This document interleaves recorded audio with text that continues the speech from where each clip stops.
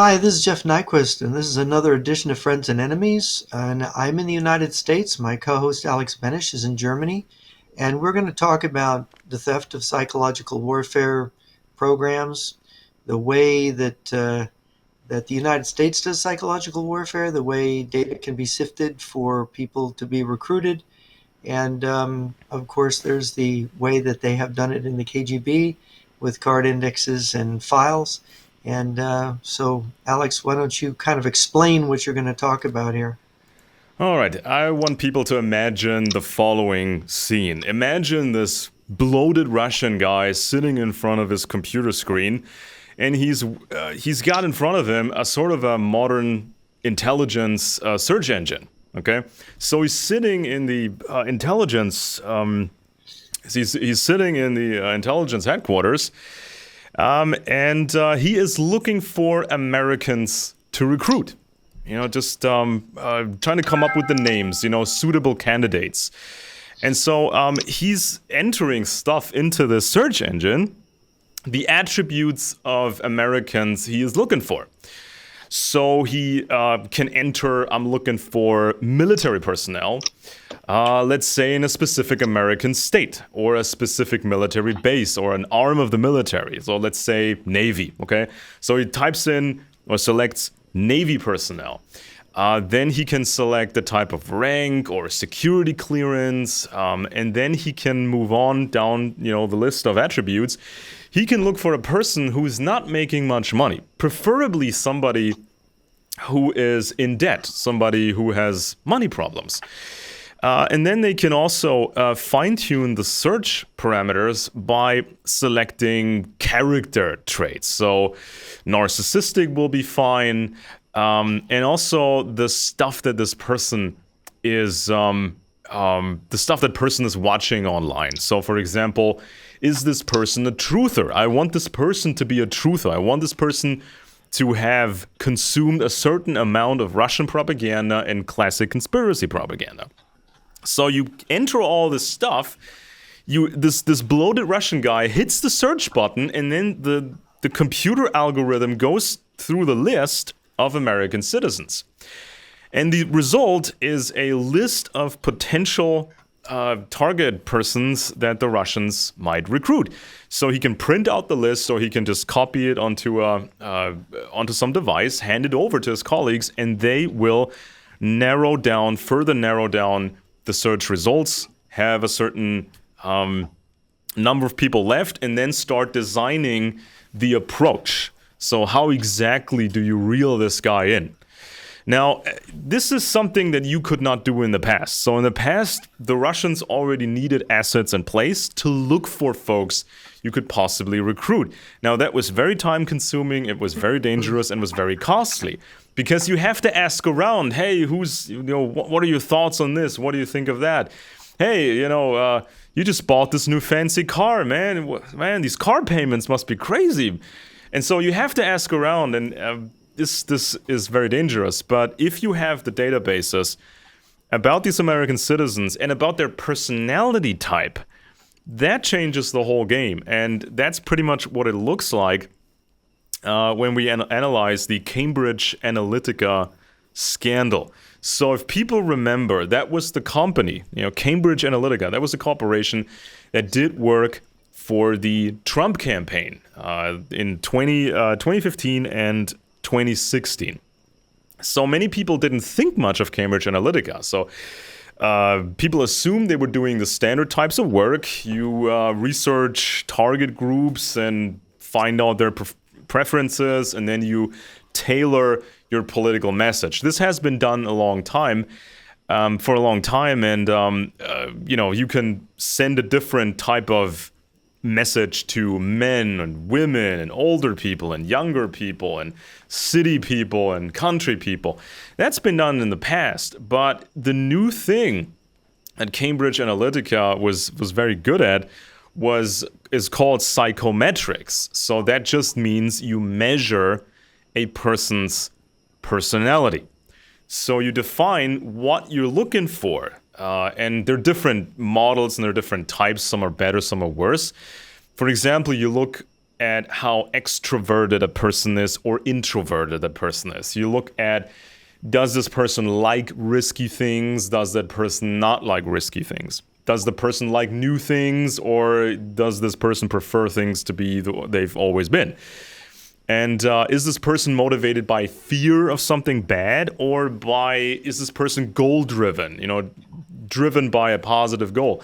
So you measure all these things, and then you can sort of predict this person's behavior.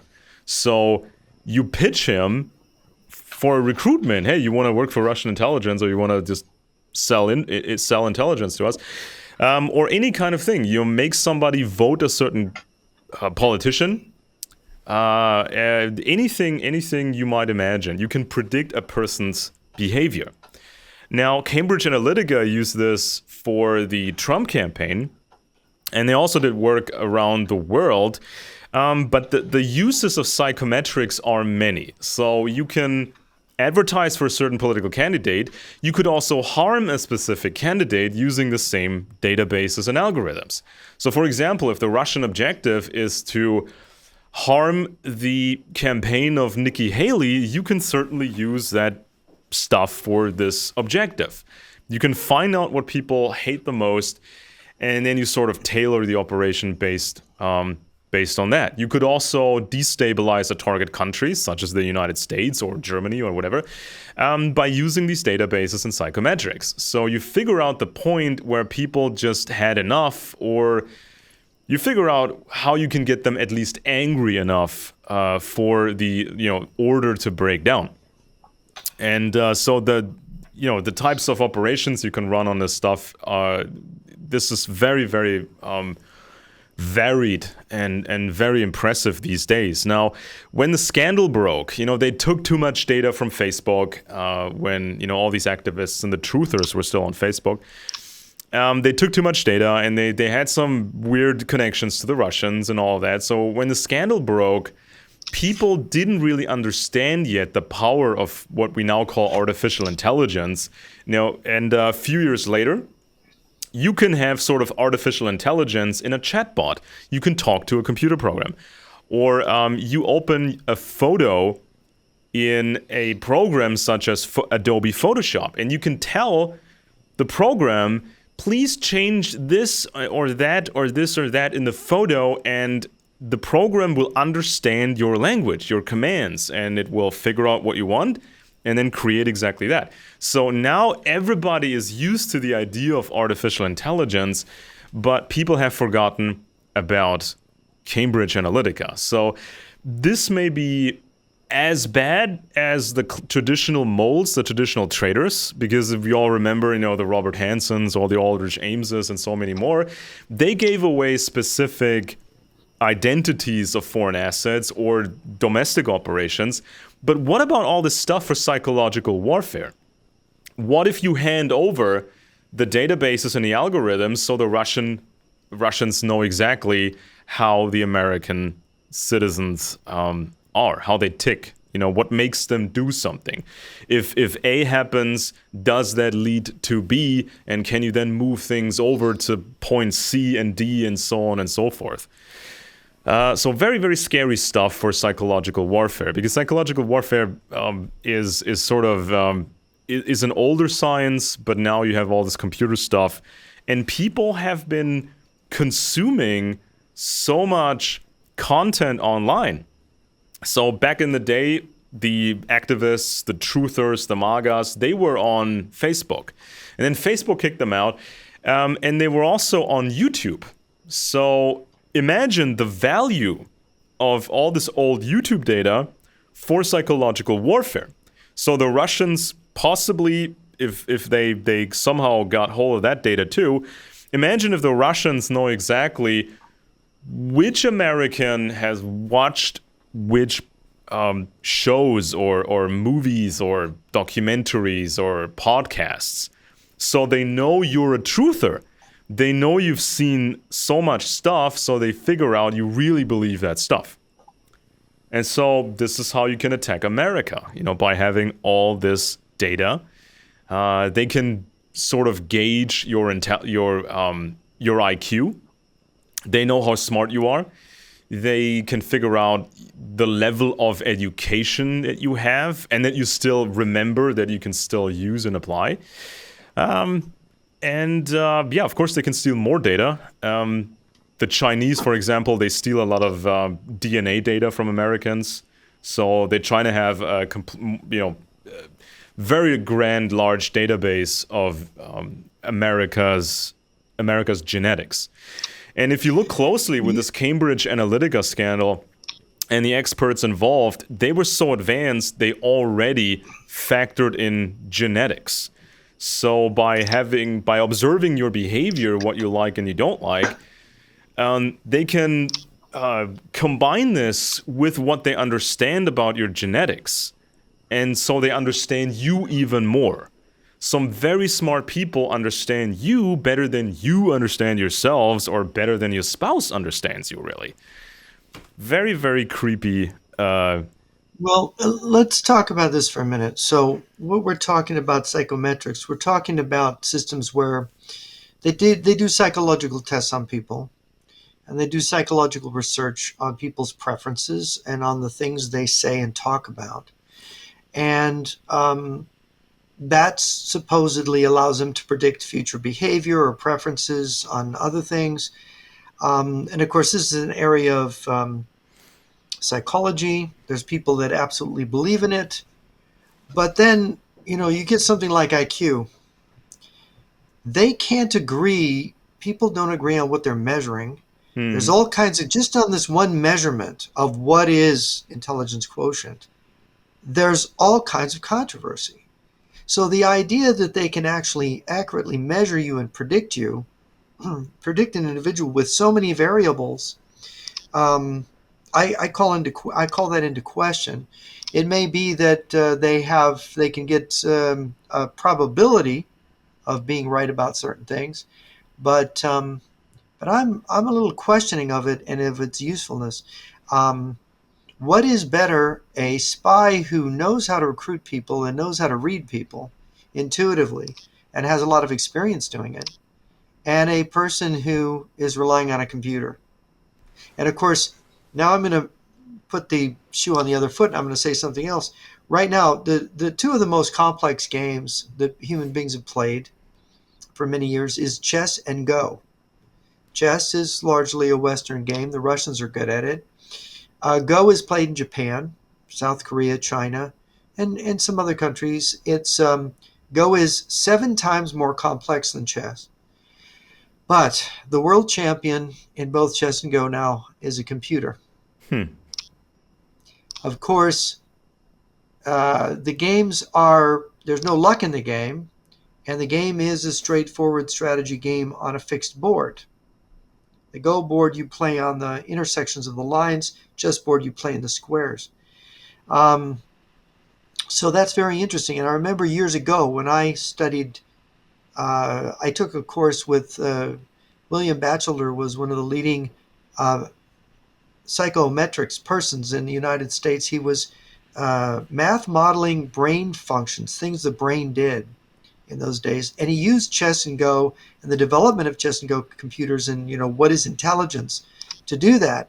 And he said then that eventually the best chess player in the world would be a computer, which it had not. In 1981, it was not the case, but now has been the case for a while.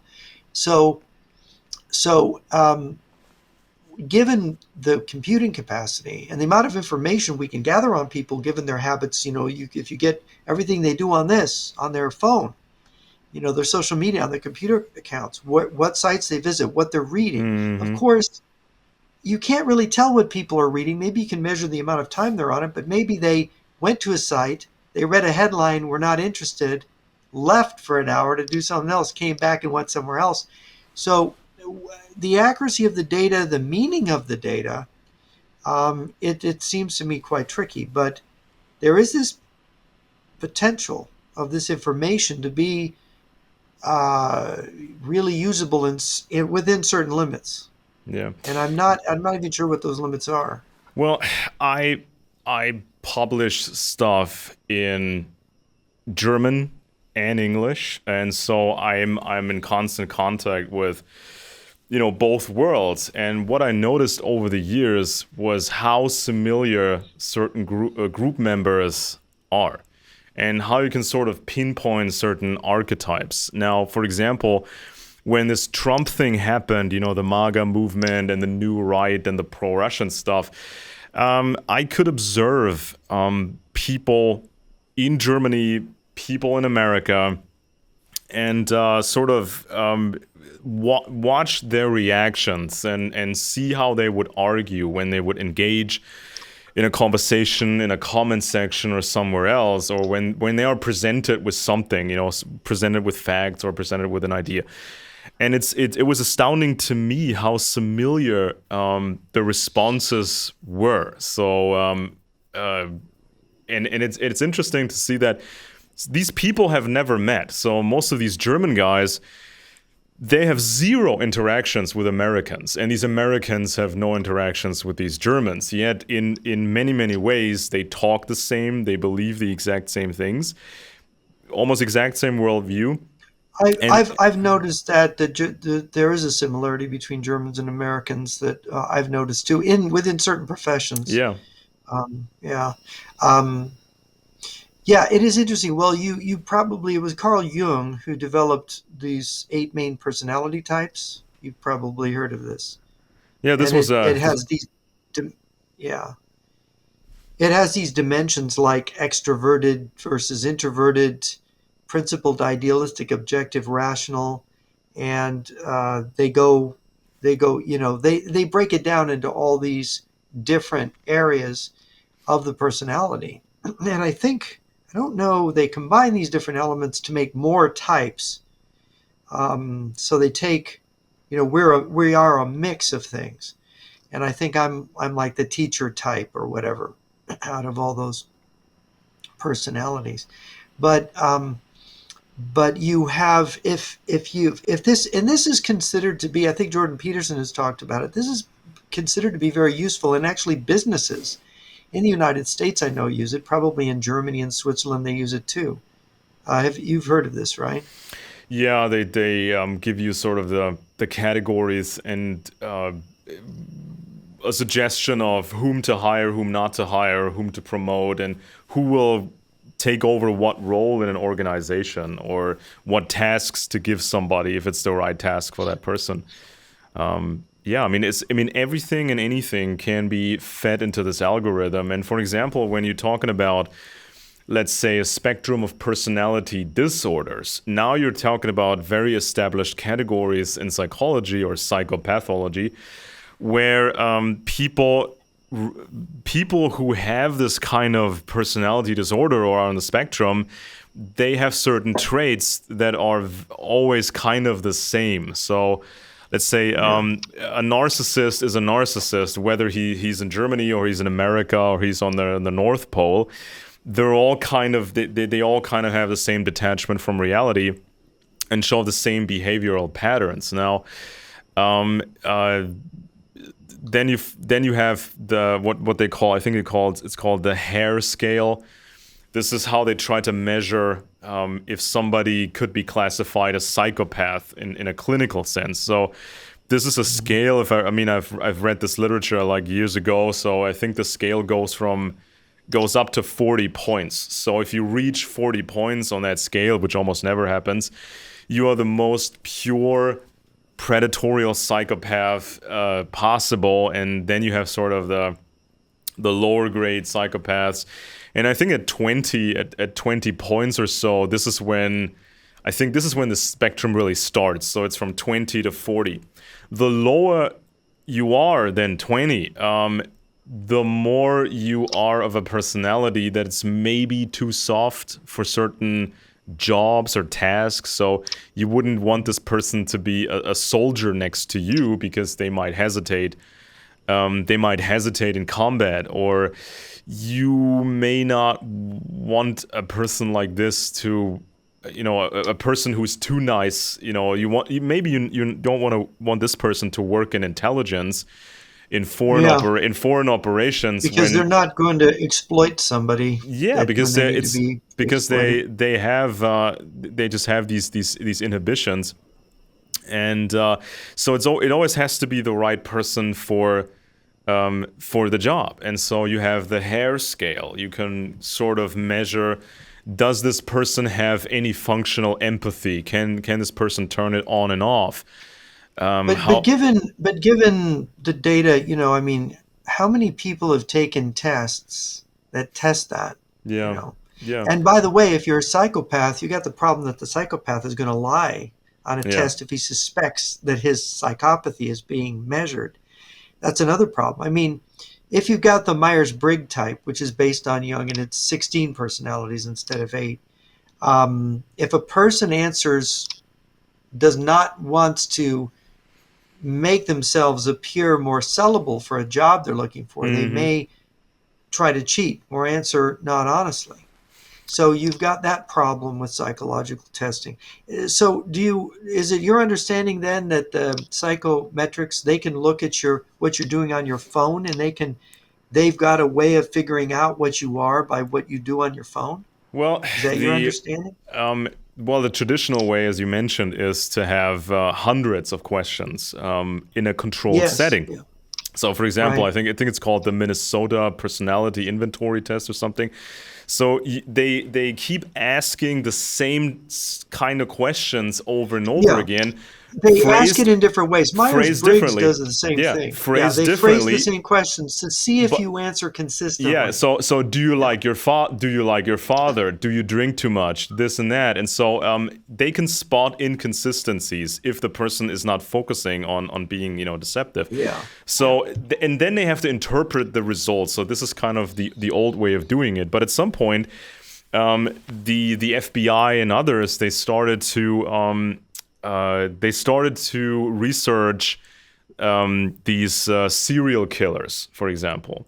So Mhm. you had Yeah. more and more serial killers got caught, not necessarily because of spectacular investigative work. Now, this is sort of the television cliche of the super smart psychopathic killer Mhm.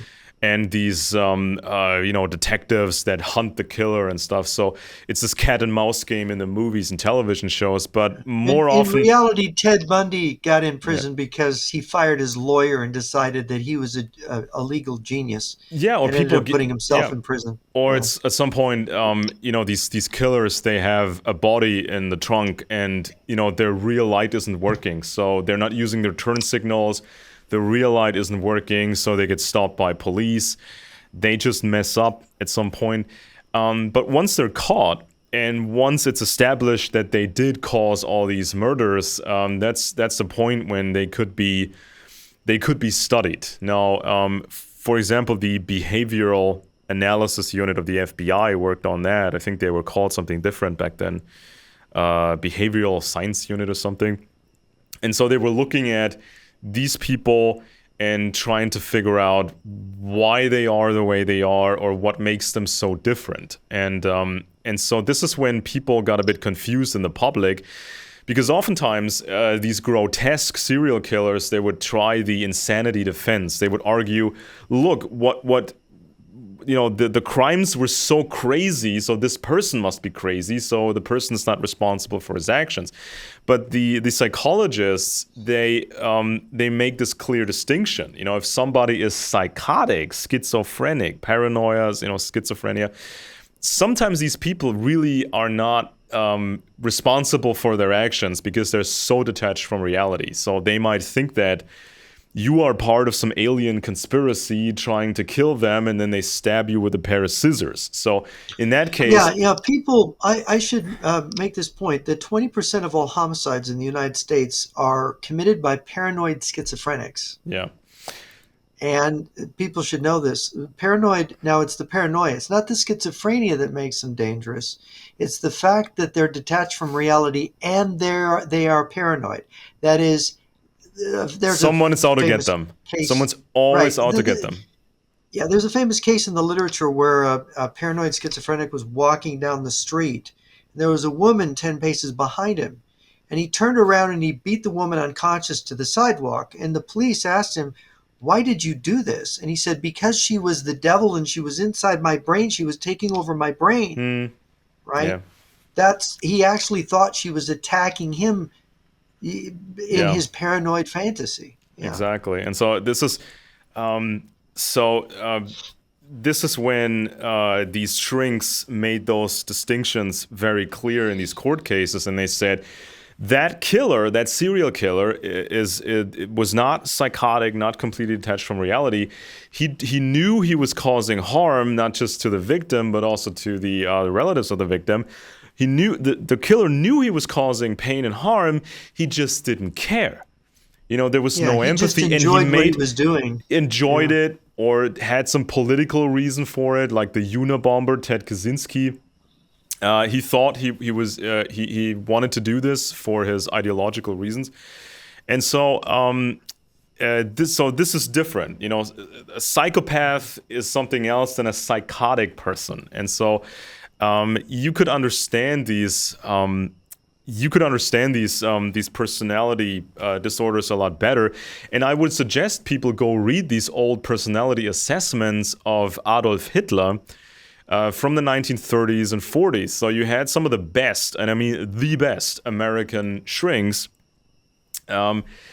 as making this personality assessment like a target package. You just trying to Yeah. figure And out in Adolf fact, I Hitler. think Carl Jung was involved in making the Yeah, and assessment of this Hitler, and and this that I didn't think come out for years. I But think even yeah. this Dr. Murray guy who was also working.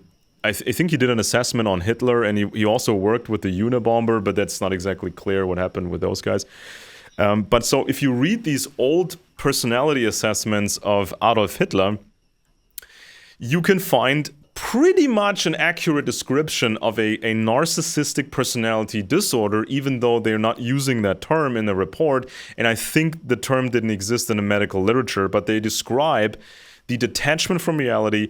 They describe the fantasy self separated from the true self, and the way that person tries to feed the fantasy self and present this fantasy self to the world. And so it's very interesting to see, the best shrinks of the United States in the 1930s and I think the 40s, the best American shrinks understanding the personality disorder of Adolf Hitler. And so Now, this is now I should interject a curious story. And I read the book. Have you heard of Douglas M. Kelly, the psychiatrist that examined and developed a relationship with Hermann Goering during the Nuremberg trials? no, please tell us.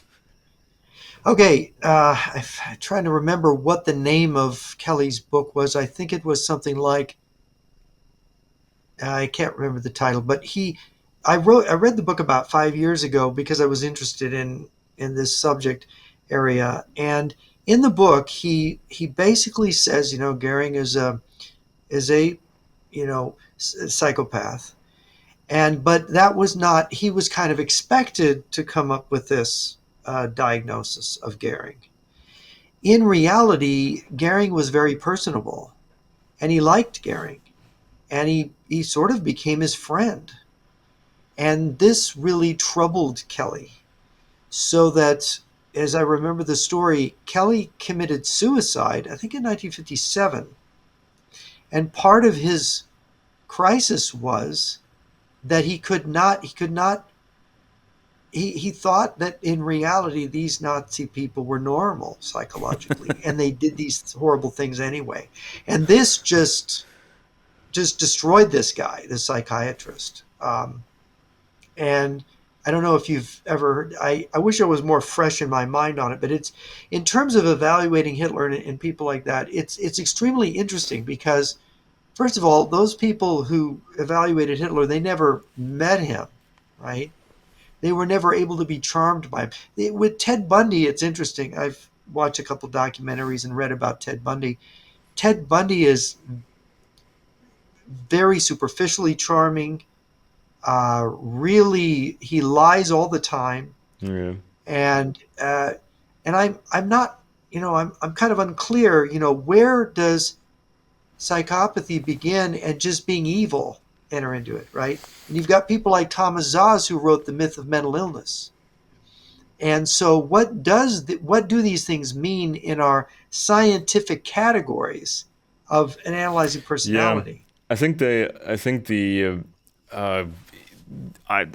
the way I understand the literature on personality disorders, um, the way I understand it is this. So, a normal person, let's say, under extreme circumstances, can exhibit some very problematic behaviors. Like, for example, if something really tragic happens to you, or multiple tragedies happen to you, you can fall into a prolonged period of sadness. Okay, but somebody who has a clinical depression, uh, sometimes these people do not have an acute tragedy happening to them, or that some tragedy or some negative factors may have been there, decades earlier or years earlier. There's nothing you can really grab onto, yet these people feel horrendously sad, depressed. They can't feel happiness. Everything is just annoying and painful and feels dead to them. So the personality disorder is sort of an exaggerated, prolonged form of feelings and behaviors, and it goes on for a very long time, and there's no single, necessarily not a single trigger to it. Now, for example, normal people can be selfish. Normal people can blame others for their Yes. mistakes. Normal Yes. people can show all kinds of behaviors, but a true narcissist is so exaggerated, he will cause so many problems for others around him and himself. Mhm. So this is Yes. not your typical sleazy behavior. It's all about me, and don't care about anybody Right. else.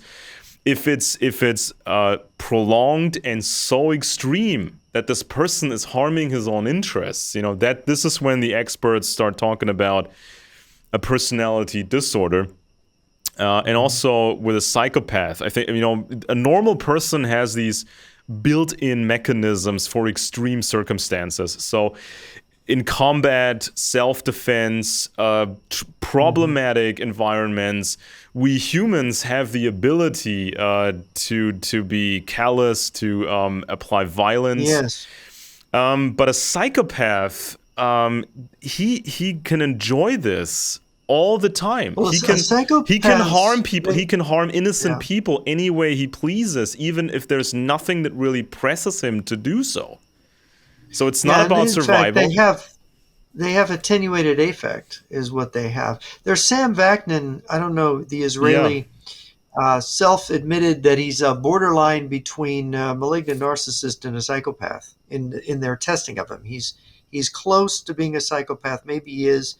And he wrote this book called Malignant Self-Love, which I recommend for anybody who wants to have a deeper insight. And of course, the book has been criticized because what Vaknin does is he's basically describing his own condition from the self-awareness of being a malignant narcissist slash psychopath.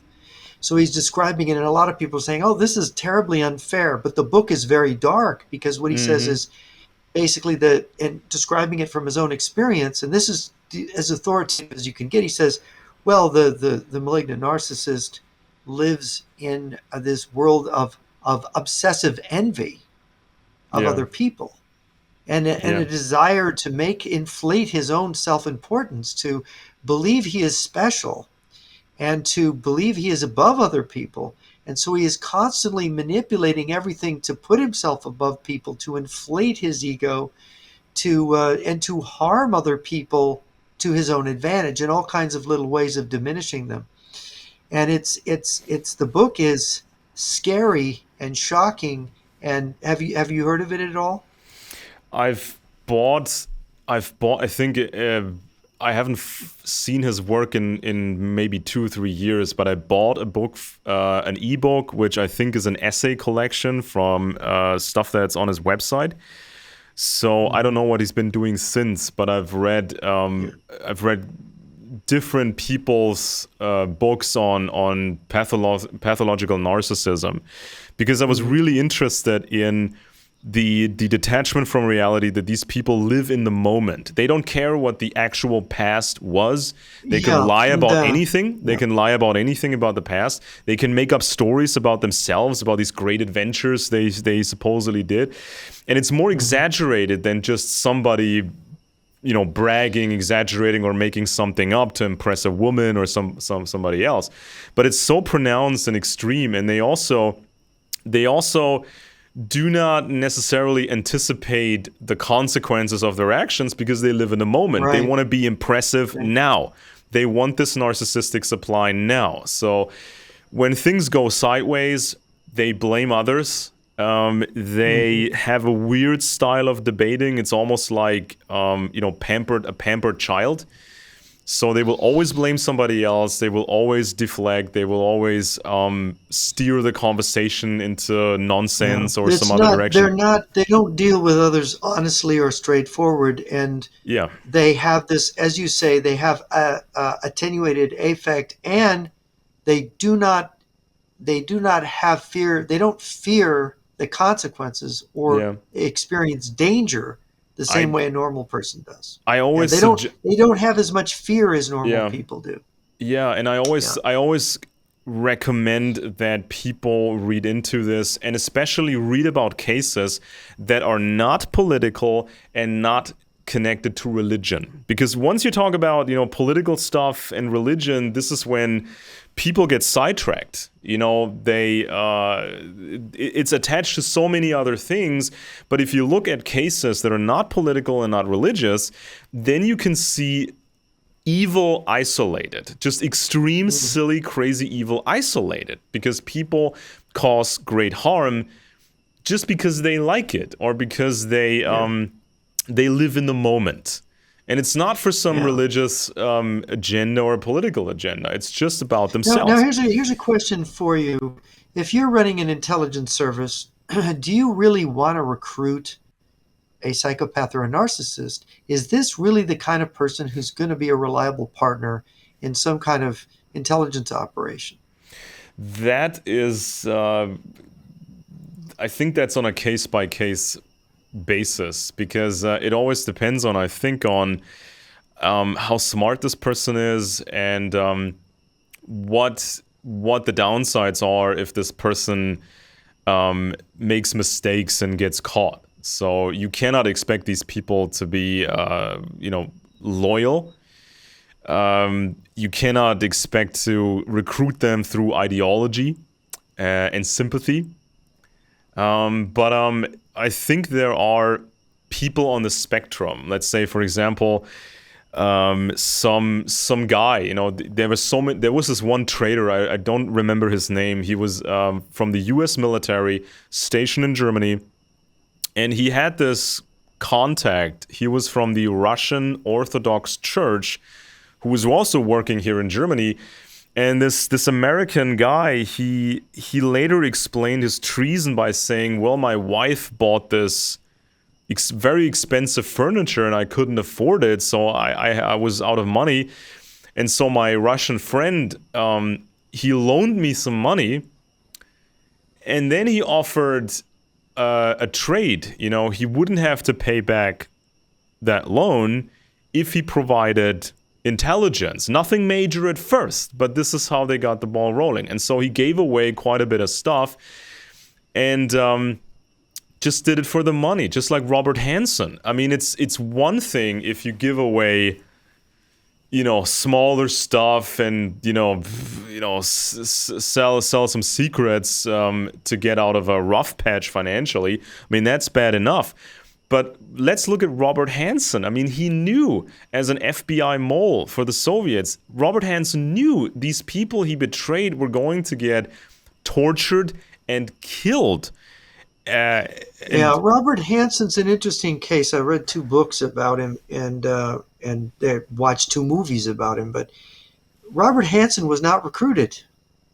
he offered his He services. Yeah, he just, in fact, he did not even identify himself. He contacted them indirectly using tradecraft and started feeding them, and they would feed him back the money that he wanted. And he started out with the GRU in the late 70s, His wife actually caught him, and he promised her he wouldn't do it again. And then a short while after, he started then giving secrets to the KGB. So he kept his promise to his wife, right? Yeah. He didn't spy for the GRU anymore. He went over to the KGB. And then it seems that the Russians themselves, around the year 2000, there had been this mole hunt in the FBI, and they never. He's a ultra conservative Catholic, and who belonged to Opus Dei, and he was a Rush Limbaugh listener, always trying to convert people to Catholicism, always trying to get people to listen to Rush Limbaugh and to hear conservative things. And yet, the whole time he was a spy. Nobody suspected him until the end. And I think it was the Russians themselves that gave him away. That's the hint from the literature. Maybe to protect someone higher up that might have Yeah. come under suspicion. And he was kind of put in a side job because he fell under suspicion, and they arrested him. I think it was 2000, early 2001, after George W. Bush came into office, that he finally was arrested. But it was a really troubling case psychologically, and Yeah. he would try to. He had this relationship to, I think she was a prostitute, and he was trying to rescue her and convert her to Catholicism and so on, that kind of thing. And there was some kind of voyeuristic weirdness in his relationship with his wife, for videotaping his sex with his wife and maybe putting it on some porn site or something like that. He had these kind of weird proclivities. But the one psychological marker that he had is a marker for both malignant narcissism and for espionage, in that he hated his father, who was a Hmm. Chicago cop, right? That's really interesting. Interesting Yeah. marker.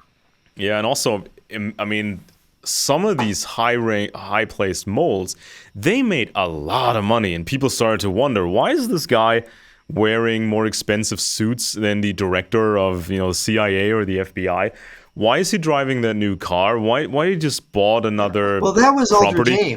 Aldrich James, who Yeah. claimed that he inherited money through his Oh Colombian God. wife, right? Oh I think God. his Yeah, wife was and Colombian. he Or didn't was know she where to put. Venezuelan? I don't. Yeah, and so Yeah, this was so ridiculous when the payments, it was just too much, and I think over time these moles got coached better in terms of hiding the money yeah, internationally, yeah, putting it into whatever Bitcoin or Switzerland or whatever.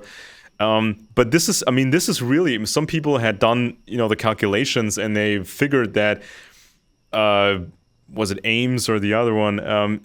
They received X amount of dollars for every major source they burned inside the Soviet Union, inside Russia. right. So you Yeah. get somebody killed and you get tens of thousands of dollars. And that was And Ames's wife was a full partner in this. She was contributing, and they were both doing things when they would take trips overseas. And of course, it's interesting that he shows up to work. I think he went to Italy in part of his career, and when he came back to CIA headquarters, he was driving a fancy car, and everybody's hmm, going, "Look at that fancy car he's driving."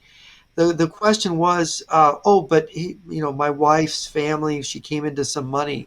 So he had a story, but it eventually drew suspicion. And they did know they had a mole. And when they looked at him, they followed him. And of course, they realized he was the guy. They caught him. yeah. And that was the case with Yeah, these and guys. also, I They mean, the Chinese communists, they also used or tried to be scientific about their intimidation tactics. So when the Chinese communists took over, they would have these quotas of, I think they said, 1 per 1,000 people has to be punished or even killed. So to make everybody else see it, and I think they ended up with three out of 1,000 maybe, or whatever it was. And so this was the idea. You just select a certain amount of people, you torture them in public, or you kill them in public. You make them confess all these stupid sins of being a rich landowner or traitor to communism. And so using that intimidation techniques, and also in the Soviet Union, I think the selection process to ship people into a gulag and have them die in the gulag, for the most part. I think that was also based on like a primitive type of psychometrics, because you wanted to get rid of the people who would stand up for themselves and who would stand up for others. So you didn't want any, altruistic heroes anymore. So they all pretty much had to die. Or at least you could catch some of them, with honeypot operations or just by using baseline intelligence methods. You could find these decent people and kill a bunch of them, and intimidate the others to, make them despair and make them think that, nothing's going to save, Russia, nothing's ever going to change. And so these I think these psychometric options were available to some degree for the Soviets, because they would select the victims. They had the choice of this guy lives and this guy does not live. And this guy has a career in the political party and this guy does not have a career. So for example, with the collectivization in China, these party members were expected to act in a psychopathic fashion. So to follow orders no matter how people suffered. They were expected to do all this. And of course, if people didn't perform, they would be ejected from the party. They were not selected for a further career in the party. So it's these loyalty tests to figure out, will this person behave in the future the way we want him to act. So I think this is also something that... I should mention a KGB officer that I had a relationship with had been given the responsibility of meeting with, at the end of the Cold War, all of the KGB and I think probably GRU agents that had been caught in the West and were in NATO jails. And because they were going to have an exchange at the end of the Cold War, they were going to exchange people that they had. And I asked him, I said, well, that's interesting. What were these people like? These people that had spied for the Soviet Union or the Eastern Bloc and had gotten caught and ended up in jail. And he said, well, they were all egomaniacs, right? He didn't use the term, he did not use the term narcissism, because maybe that isn't a Russian category. But he said egomaniac, and he said, really, when you're recruiting, and this is understood within the KGB, you can recruit people using money, and they like to tie people to money. But he said the real key to recruiting agents, according to the KGB, understanding, is the key to recruiting them is that you are boosting their ego. Yeah. That you are making them feel special. You're making them feel talented. You're giving them a very good feeling inside about themselves, so that there's something lacking in them to begin with. There's at the bottom, what Wagner says about his own narcissism, about extreme narcissism, is that really the narcissist feels this big inside. And so his specialness is his defense against how he was made to feel. And this is the narcissistic injury that has taken place in a person when they're a child. Yeah. That they've got a parent who has demeaned them as a child, and so their defense is to think of themselves as special, to overcome that demeaning. So typically the narcissistic parent makes a narcissistic child by breaking them down and building them up. So they're the one that, blesses them as special, or can take it away, and therefore have the control over them.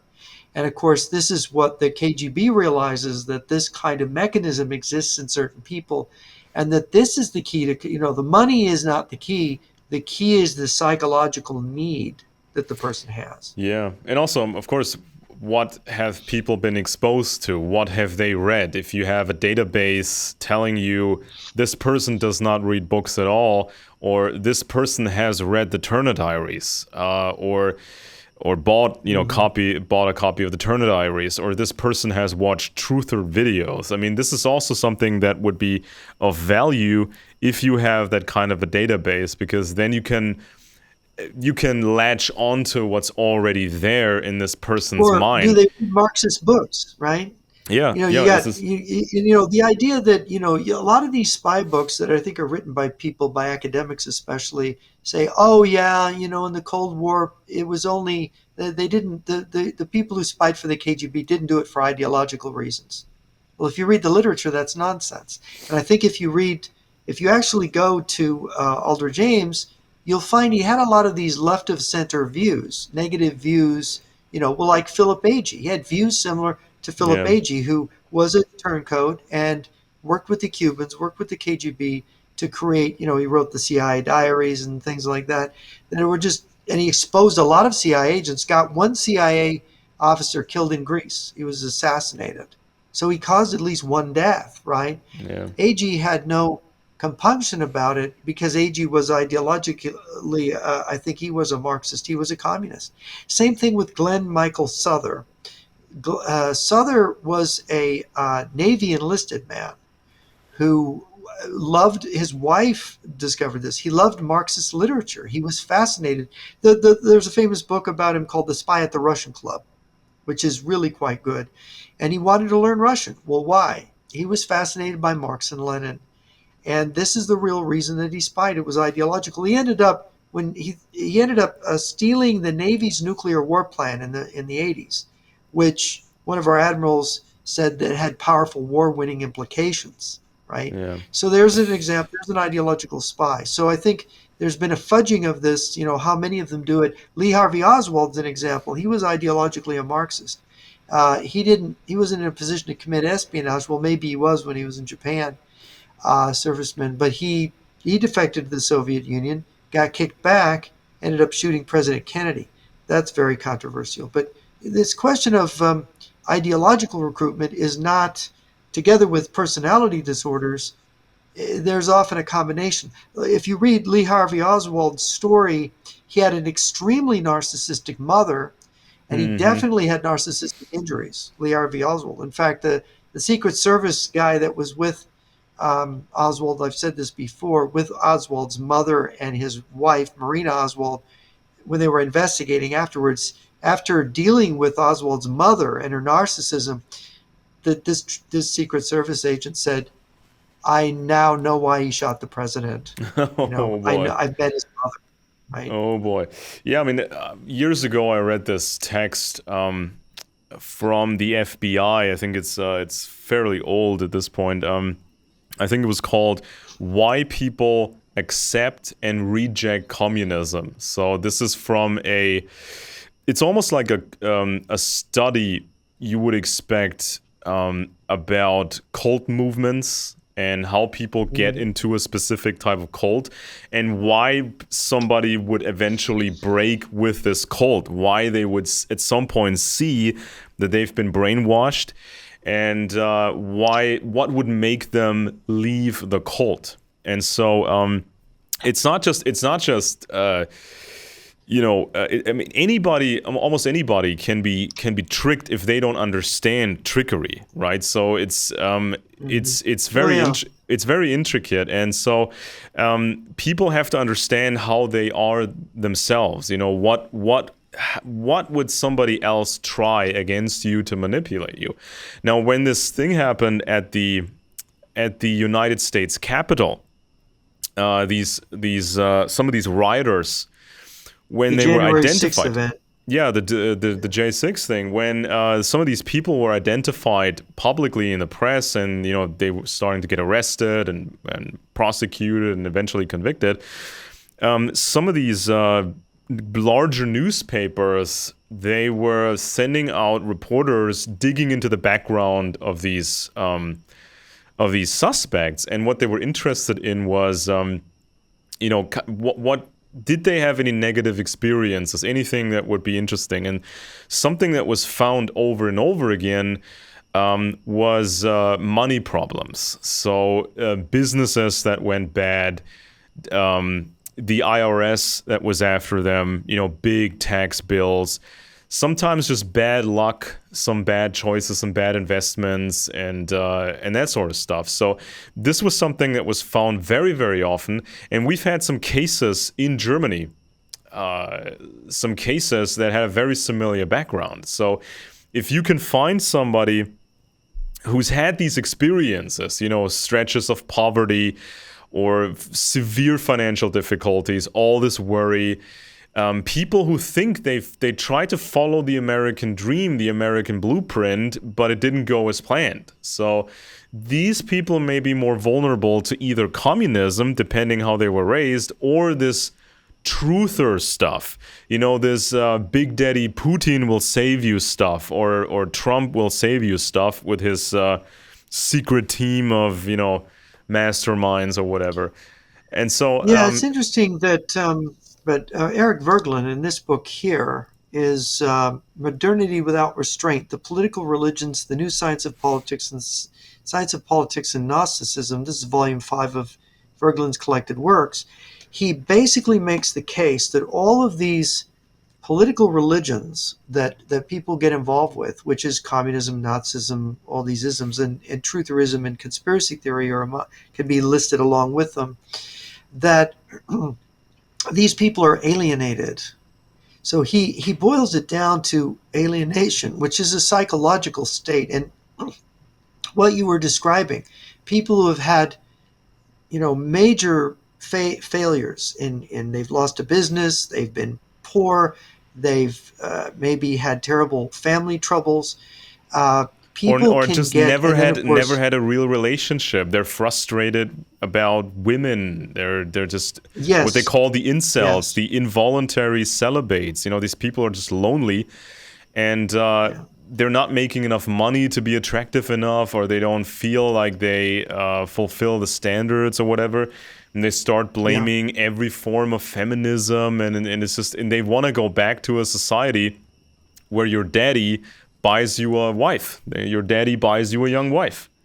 This is kind of what they're into, and there's so many factors that get into this. So at some point, the assessment may be, okay, this person can be recruited with, a mixture of ideology and money and friendship, fake friendship, and this and that. But some other person, you wouldn't want to recruit him as a source because he's to this and to that. But that person could be used for a destabilization operation, for example. You could create an ideology and a cult that they would join, and then you could use that cult to cause a provocation, like the storming of the Capitol building or an assassination or something. Yeah, and so it's very important if you have this data or what people did on social media, because if this is a learning algorithm, when it's being used for an operation, it can be improved every time you apply it, because sometimes you figure out this didn't go as well as we thought it was. So we can try to fine-tune it, we can expand it, we can make it more precise. And so it's important to know, is this American person, is this Joe Schmo from Idaho, is he a truther? Does he believe in the elders of Zion? Does he believe, is he a bircher? Is he a fan of the Russians? Has he read actual real books, or is it just internet stuff? So I think that if you have a data set and you see that Joe Schmo has bought a variety of interesting books, especially books critical of Russians and books on intelligence matters and books on empires, that person is maybe harder to manipulate, based on what he's been reading, or you just have to find a different approach for recruiting him, for some intricate operation or just for some campaign. For example, if the target is to, let's say, harm the campaign of Nikki Haley, you can find enough people to join online and trash Nikki Haley for whatever reason, but the true reason for, this covert campaign is she's not in the interest of Russia. And so the true reason for this operation is hidden, but you just make up all these other reasons and say, well, she's financed by this guy, or she's had a little inconsistency here, or she's just flat out the devil, and she's for Ukraine, and that's bad, and whatever you can make up. But the target is always to harm Nikki Haley, for example, and advertise for Donald Trump. So let me ask you a question. So then you've got this stuff that was stolen from Cambridge. What exactly was stolen? Is it just algorithms and computer programs that evaluate people that you have data on, or was there also data on people? This was there was a sort of an agreement between Cambridge Analytica and Facebook at the time, because Facebook, this is where everybody was. I mean, even the You truthers gotta and be the kidding! Facebook was feeding data to well, I mean, this project. there was a limited agreement, but apparently, Cambridge took too much data. Cambridge, they took too much stuff, and if people know these user terms agreements, that nobody really reads. So you start Hmm. using Facebook or whatever piece of software, they give you this long text for you to read and nobody ever reads it. And this is where you basically allow them to a degree to use your data. But it's limited in a fashion. And so once you take too much data and once Cambridge got too much information, they can then supplement the Facebook data with other databases to get a more complete picture. And then they can sort of run the psychometrics algorithms and try to figure out, okay, Joe Schmo from Idaho is that kind of a personality. And this is what, according to this computer. So he's more extroverted or he's more introverted. He likes that kind of an approach, but not the other kind of an approach.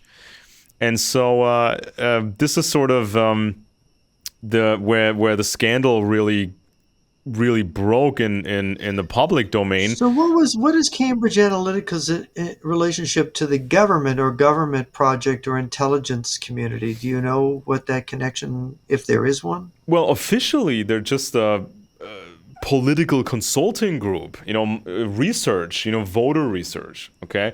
But I mean, with data protection, I mean, you expect that, I mean, when you start to use Facebook or some other social media platform, you expect the service to interpret your usage and what you like and dislike.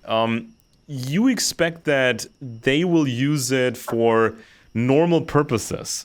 So they could, for example, they can, specialize their advertisement towards you, or they can show you more content that you are likely to enjoy. But when you're talking about advanced databases and advanced algorithms, they will understand you in a way that you would never consciously allow. So at some point, remember this Minnesota, inventory personality test where you have to answer 500 questions. If you use social media long enough, you provide more data points, a lot more data points, and you're probably more honest about that stuff. So way more data than you get from a control setting personality test evaluation. And over a period of years, Yeah. actually. Well, here's the thing. Now, the Patriot Act, which was, I think they passed it. It was like 45 days or something. It was really pretty hastily put together, and this was passed after 9/11, and they wanted to find terrorists. And of course, it allowed the government to collect email communications, monitor phones, things like this. Of course, this was more than 20 years ago. But my understanding, and you can correct me if I'm wrong, but my understanding is there's a clause in the Patriot Act where if you're in contact with a foreigner who is from one of those countries that there could be a terrorist group or whatever, they have the right to monitor all your communications and record and store it. Have you run across that? Well, the Snowden scandal gave us some more details about different NSA programs. So they have one that just looks for suspicious activity, no matter who's involved in this in these kinds of communications. You So don't they have to can have a foreign contact. well. well, I think you it's have to, if you have targeted. a foreign It's contact, then they're targeted. allowed to look at Yeah, everything, right? well, it's if it's a foreign target to begin with, the NSA can target that person any way they can. But when it's an American citizen, there has to be oftentimes there has to be a FISA court order, and Right. there has to be a legitimate reason why this person is somehow involved with a foreign threat or possibly involved with a foreign threat. Hmm. Right. Now, of course, when people are online, they will voluntarily give out information that they would not share in any other setting. So, for example, if people browse porn sites, they think they are in the confinements of their own home. Nobody's looking into their window. They're not broadcasting, what they're looking at in the browser, but somebody knows. The porn company knows. Your telecommunications provider sort of knows. If you have, let's say, Russian malware on your computer, the Russians will know. And And not only that, but I understand a lot of computers and phones have cameras in them, yeah, right? yeah. So when that's on, somebody who's hacked your phone can actually watch you or eavesdrops on you through your own phone or computer, whatever. Exactly. And so people they browse different websites, and they're not necessarily aware that their browsing history ends up with somebody else. Now, this doesn't even have to be a high powered Russian virus. This can be just small scale malware that steals your data, your browsing history, and then moves this data somewhere else. Now, this ends up in some kind of a database traded around on the black market, and somehow the Russians can then buy this database, or somebody else can buy the database. So they don't even have to have, the perfect spyware on your computer, but they still know what you've been looking at. And so this Cambridge Analytica was just the sort of the tip of the iceberg, because they don't have to confine themselves to Facebook data. They can use anything and everything they can get their hands on. And so they marketed themselves as a political consulting group. And it is said they used Russian researchers and shared data with companies linked to Russian intelligence. A whistleblower told a congressional hearing on interference in the 2016 US election. Christopher Wiley, who leaked information on the British-based firm's hijacking of data on millions of Facebook users, told a Senate panel he believes Russian intelligence services had access to data harvested by the consultancy. Now, notice the British nature of the firm Cambridge Analytica. Now, we know from the past these massive intelligence failures by the British, the atomic spies, the Cambridge spies, many more cases like this, and usually it was the Americans who then had to put the pieces back together and just shoulder the consequences of these British massive intelligence failures. Now we know where the Russian oligarchs, went to invest their money. It was London. They could all go into London. They couldn't move the same kind of money to New York because New York would ask questions. Where does this money come from? But in London, no questions were asked. And so it's a British company Yeah, they were who's able to working move with the money Russians, through. Yeah. but they're working on an American election. So this Yeah. opens up a can Yeah, of the worms. Russians were in with Britain. They were able to move money out of Austrian banks and through Cyprus into Britain. With America, they used real estate companies to launder money, KGB money in the 90s, and including Donald Trump's company, you know. And many real estate companies. It just was the way they did it. And real estate companies, they didn't want to look too closely at these deals because they were making money off of these deals. And, if you don't ask where the money's coming from, you're just going to, all right, you're going to buy this, you're going to sell that.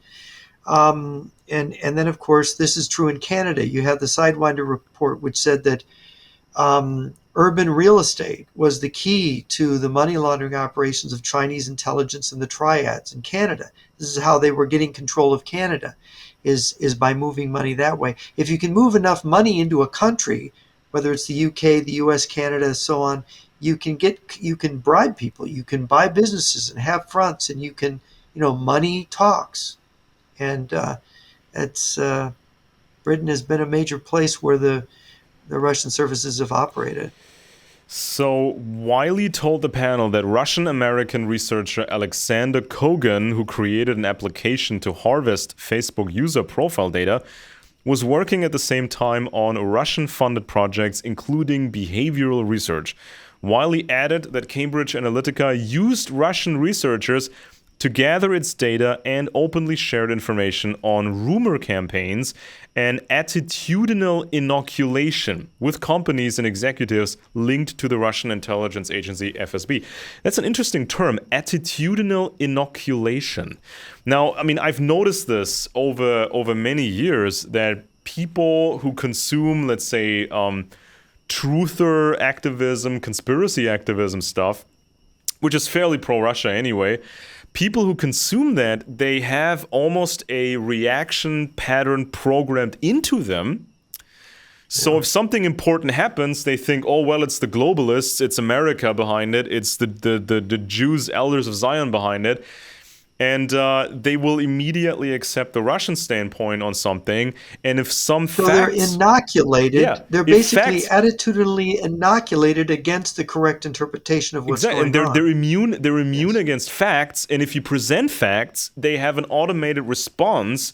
So you must be bad if you present this information. You must be a manipulator. You must be in the service of America or the globalists or the elders of Zion. So it's like they say, it's inoculation. Now, of course, you can teach people how the intelligence game works, how cults work. That's a positive form of inoculation. If you teach people that, it's not so easy to get them with these methods. And rumor campaigns, of course, we understand what a rumor campaign is. Now, for example, you can target anybody in America now, and I saw that people use the same kind of techniques now against Republicans that they would usually only employ against Democrats. So, for example, the trashing of Nikki Haley or the trashing of Ron DeSantis. I mean, sometimes it sounds like these people are attacking a Democrat. And what makes them make this distinction? Why is Nikki Haley so bad, according to them?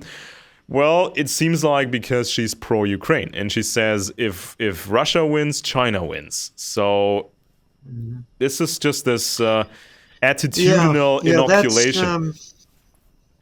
That is absolutely how it works. And of course, by developing these different narratives that they inject into our culture, they are actually promoting these inoculations. And I've used this term inoculate before myself.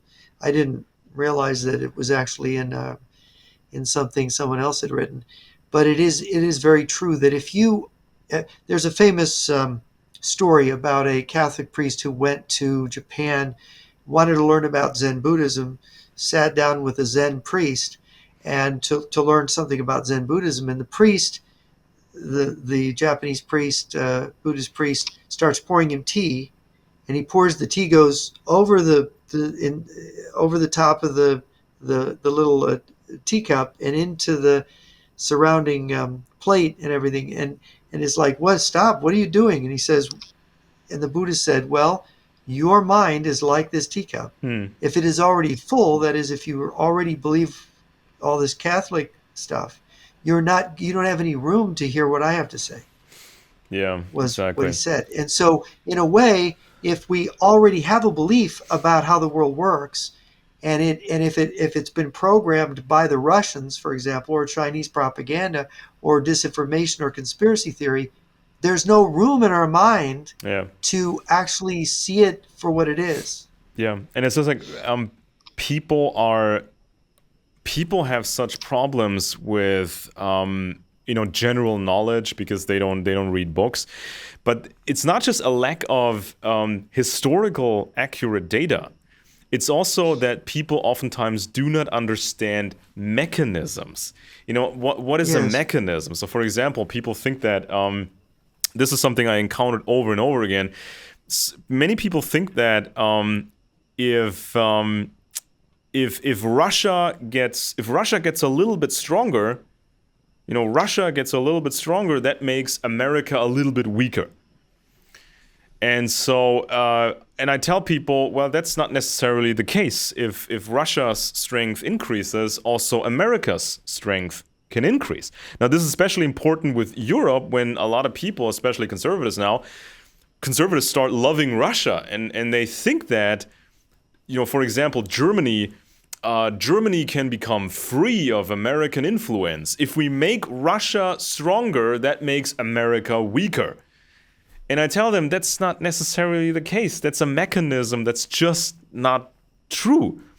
It's not just No, if you like a make Russia stronger, America may just give up and let Europe be fall to Russia. yeah. This is. I mean, people don't understand the mechanisms. If this happens, that will be the consequence of it. And so, if you can program Yeah. false mechanism ideas into people, they can react in a predictable Well, way. and there's a point for why, people used to ask me when I taught high school history, why do we have to study this, Mr. Nyquist? Well, one of the reasons is because reading a lot of history, you see how things are very confused and how nothing ever quite works out for anybody, any of the people in history. That there's a lot of outcomes, many outcomes are tragic, that the best laid plans fail.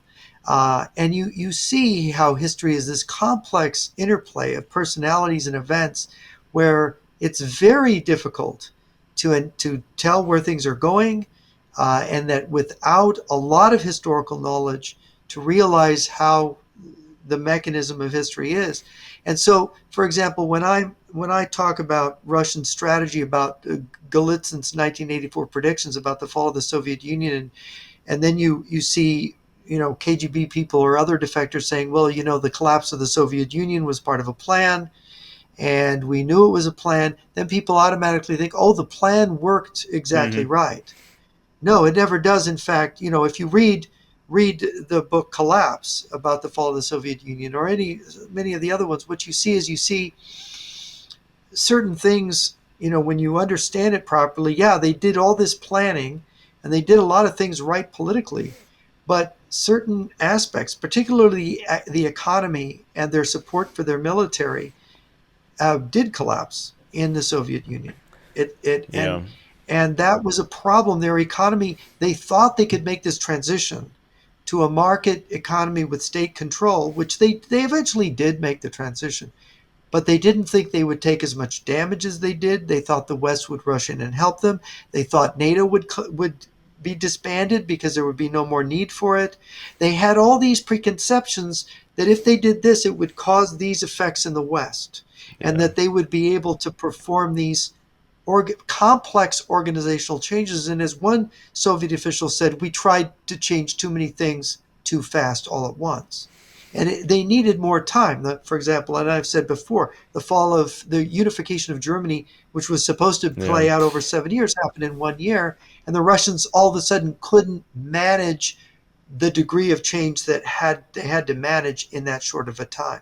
And there's so much wishful thinking involved. I mean, people wanted to Yes. believe the Soviet Union was over. That this is just, I mean, and the opposite Yeah. belief would make them depressed or they would feel the strain, they would feel exhaustion, they would still feel the fear and all this negative stuff. But if you just Yeah. cling to this nice sounding fantasy, your day changes, your outlook changes. It feels like victory, and it feels like now we can all focus on happy things and nice things. And this wishful thinking. You see this all the time when people, influencers, or just activists on the web, and these activists on the web, they copy the behavior of the successful influencers. They interpret everything the way they want it Yes. to be. If it's an open Well, case or investigation, they always pick the one yeah. scenario that they prefer, and you think reality is almost never the way you like it to be. And No, you would, I it's mean, not you would even, yeah. I mean, you should expect people on a regular basis to consider scenarios, or even, just present certain scenarios which these people don't like themselves. Yeah, and every attempt to people like to try to simplify things, but when you simplify, you falsify, and this is where we go wrong. And so, these events are so complex. If you look at, Vladislav Zubik's book "Collapse," very thick book, huge book about the fall of the Soviet Union, tremendous detail, tremendous, work. But I don't think he doesn't understand what he's looking at. He's seeing the process, and he doesn't understand there's this strategy behind it, because he didn't talk to certain KGB people or know that the defector literature. But yet, people who do know the Golitsyn stuff need to look at that, because they need to see, okay, what actually happened when they tried to do the strategy. What went wrong? What went right? Certain things did go right. What went wrong? And it's absolutely fascinating, because you see, that the Russians have feet of clay. They make Yeah. mistakes. So we That's imagine. important to understand. So at least the scandal broke with Facebook data and Cambridge Analytica, but Hmm. it's a tip of the iceberg. Now imagine Russia knew that Facebook had all this data. So there are many ways to access that data. You can find people who, theoretically, you could find people who worked at Facebook who had access to this data, and you just pay them for it. I mean, this is just classical intelligence work, right? So everyone's a target. Facebook was a target for Russian intelligence. YouTube was a target back when all the activists, even the extreme ones, were posting on YouTube. So all this data is on these servers, and there's so many people who potentially have access to this stuff. And there's so much Russian money floating around at the time. I mean, imagine some guy who has a job, maybe makes $80,000 or something, or maybe $100,000 at, Facebook or whatever. And sometimes these programmers and whatnot, even if you get a better job at Facebook, that may mean you have to work from inside London, or in California and Silicon Valley. Now you have to pay all these crazy rents, or you have to finance a house. So maybe $100,000 salary is not enough. And here comes the Russian guy, or he may not even tell you that he's a Russian guy, and he will offer you money to hand him this user data. And it seems so so harmless. It's just user data. It's just these Joe Schmoes who watch YouTube and click on Facebook. So what? You just hand this over. You make a cool $50,000 or $100,000, and nobody will ever know that you sold this user data to somebody else, and they can analyze it and figure out who these target people are and what they like. Well, How much? I should remind everybody of something that came up. Catherine Engelbrecht of True the Vote, who I know, she and Greg Phillips, they made a discovery a couple years back, that there was, of information that was on computers in China. And what it was data, massive data of U.S. election workers. Oh yeah. It was their payroll, their personal information, social security numbers, health insurance, employee information from people who worked for the voting system in the U.S. And it was a Chinese company here in Michigan, actually, a state where I am, that was actually gathering this data, apparently, and moving it over to China. And of course, they were able to present it to different sheriffs and different law enforcement agencies. But it was in LA, ironically, a prosecutor in LA got the data and said, look, we have rules here in the United States for employee privacy. You cannot, especially in the state of California, the HIPAA rules, you can't release personal data of employees, especially government employees or people's social security information, their health information. It's all protected by law. You can't move it to China, to a server in China. If you do that, that's a crime. So they initiated a prosecution by one of the deputy DAs in LA County.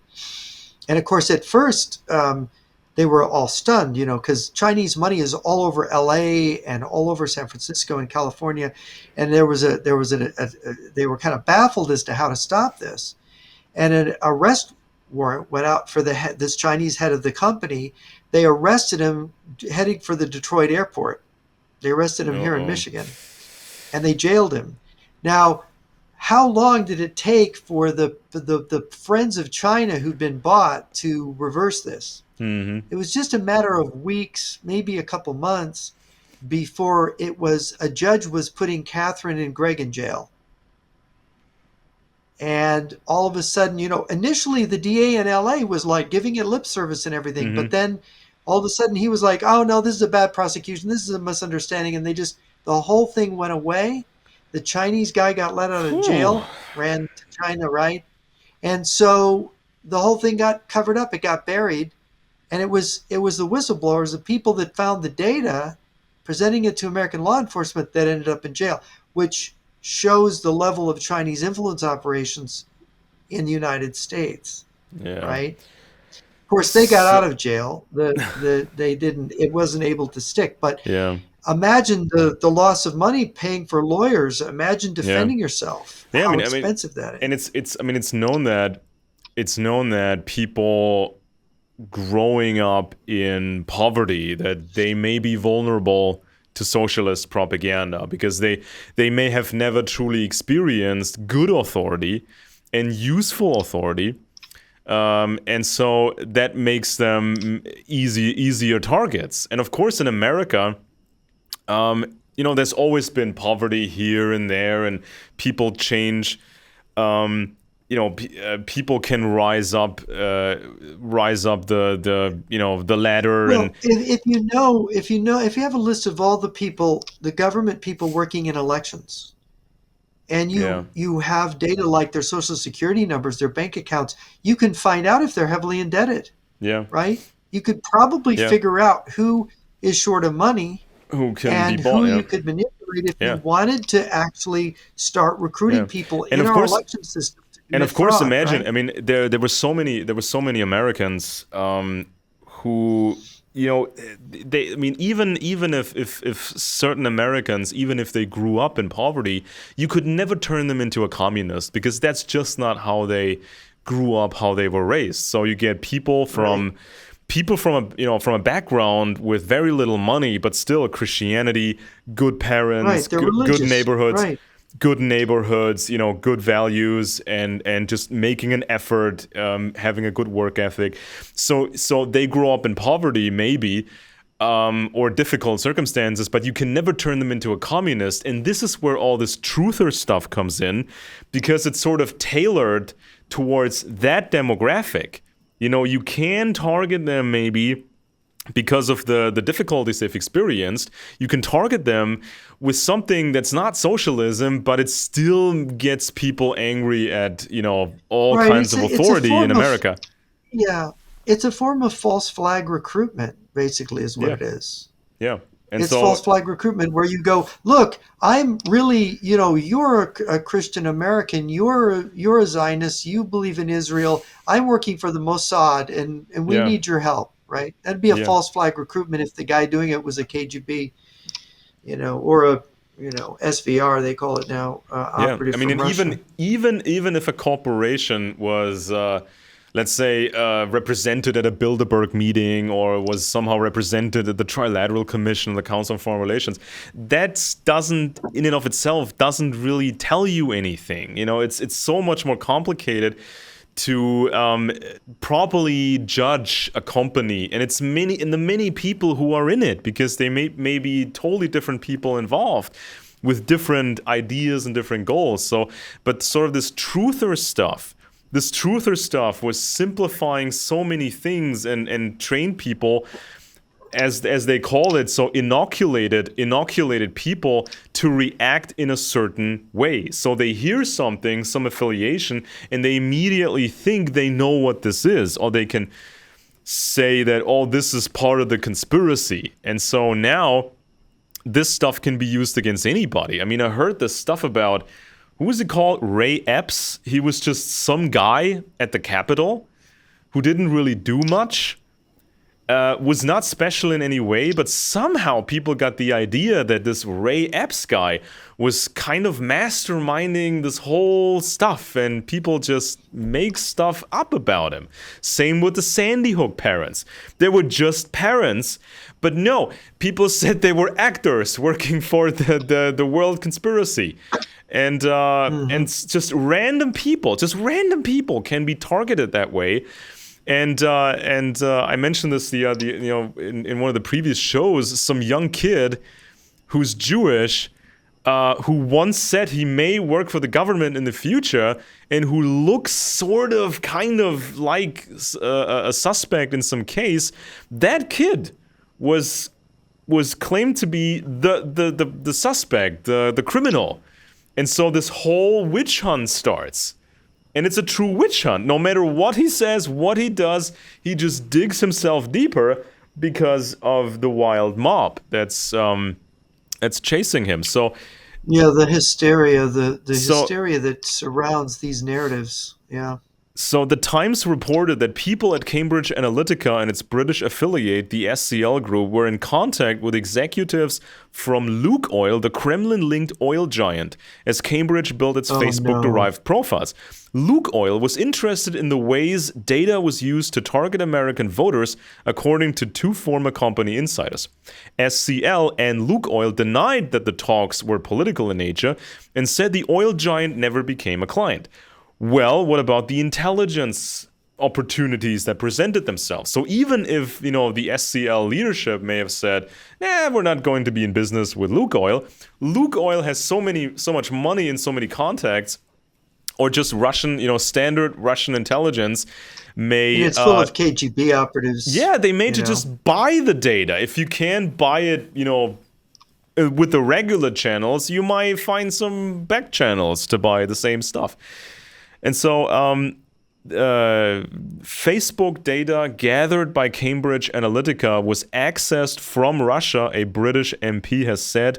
Damian Collins, who was leading a parliamentary inquiry, or was leading a parliamentary inquiry into fake news, told the media that the Information Commissioner's Office, ICO, had found evidence that files were accessed from Russia and other countries.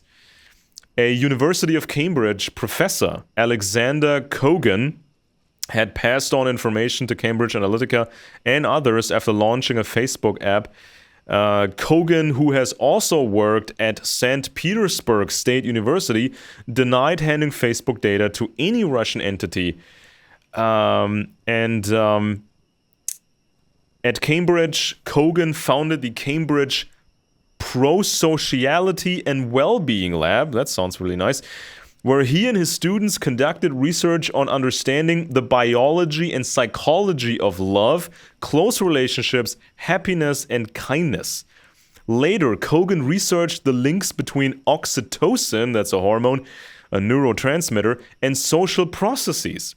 Findings from Kogan's research suggest that individuals with a special variant of the oxytocin receptor gene were viewed as more trustworthy. Kogan and his lab have authored numerous other papers linking oxytocin to positive emotions, facial mimicry, and theory of mind. In related work, Kogan found that baseline vagus nerve activity was also related to people's well-being. So they're looking at everything and the kitchen sink. Now, oxytocin, for example, is when women have babies, and they're carrying around the little babies, and both of them have a really strong reaction. The mother and the baby, lots of oxytocin, and normally, when you spend quite a lot of time with your little kids, they always like to be close. They like to be physically close because of that oxytocin effect.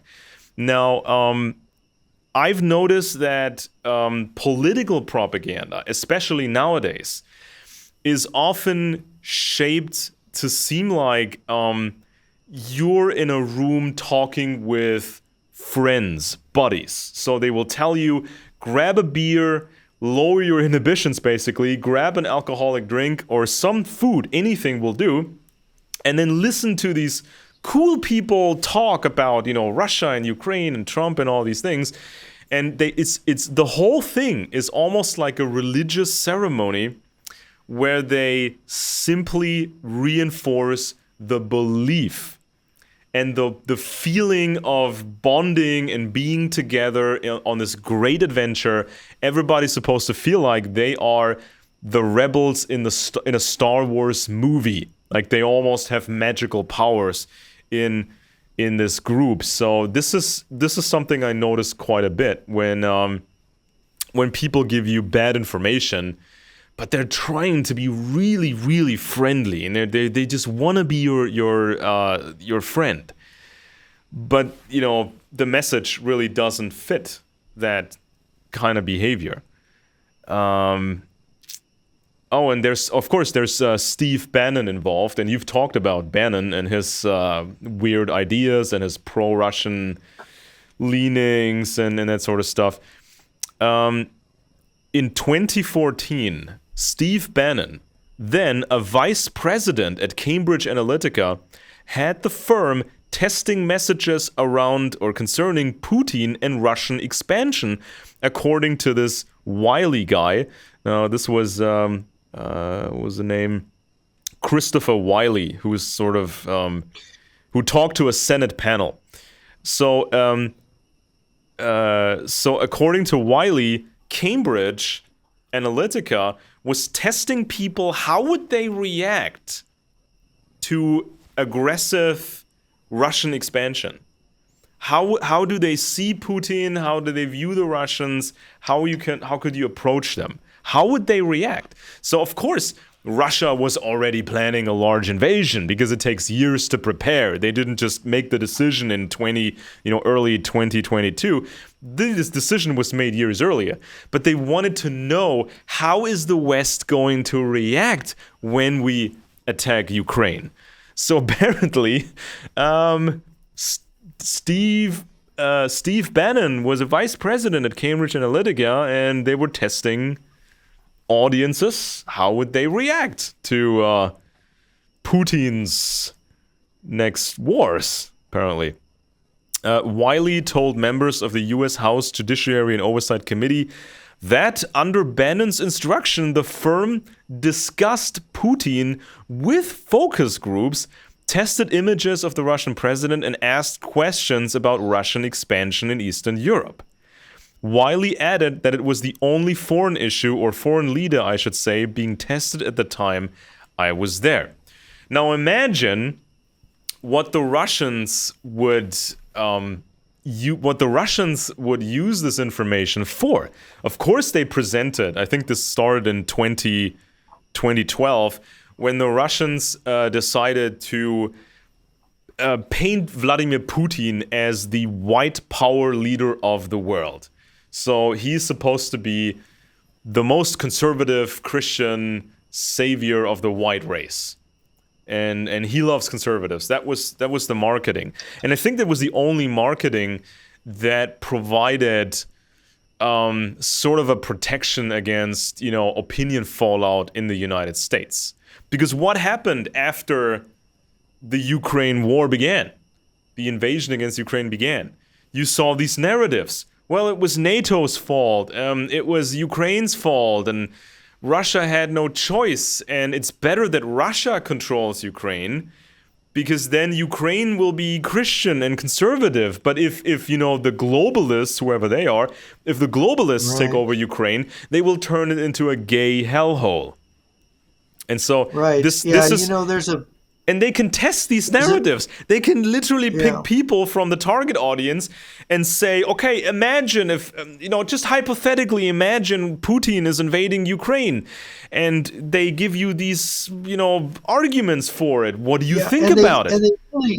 they really have reoriented a lot of conservative opinion in the U.S. A useful book, Benjamin Teitelbaum wrote a book called "War for Eternity: Inside Bannon's Far Right Circle of Global Power Brokers," and it mentions Wiley in the book, by the way, which you just were talking about.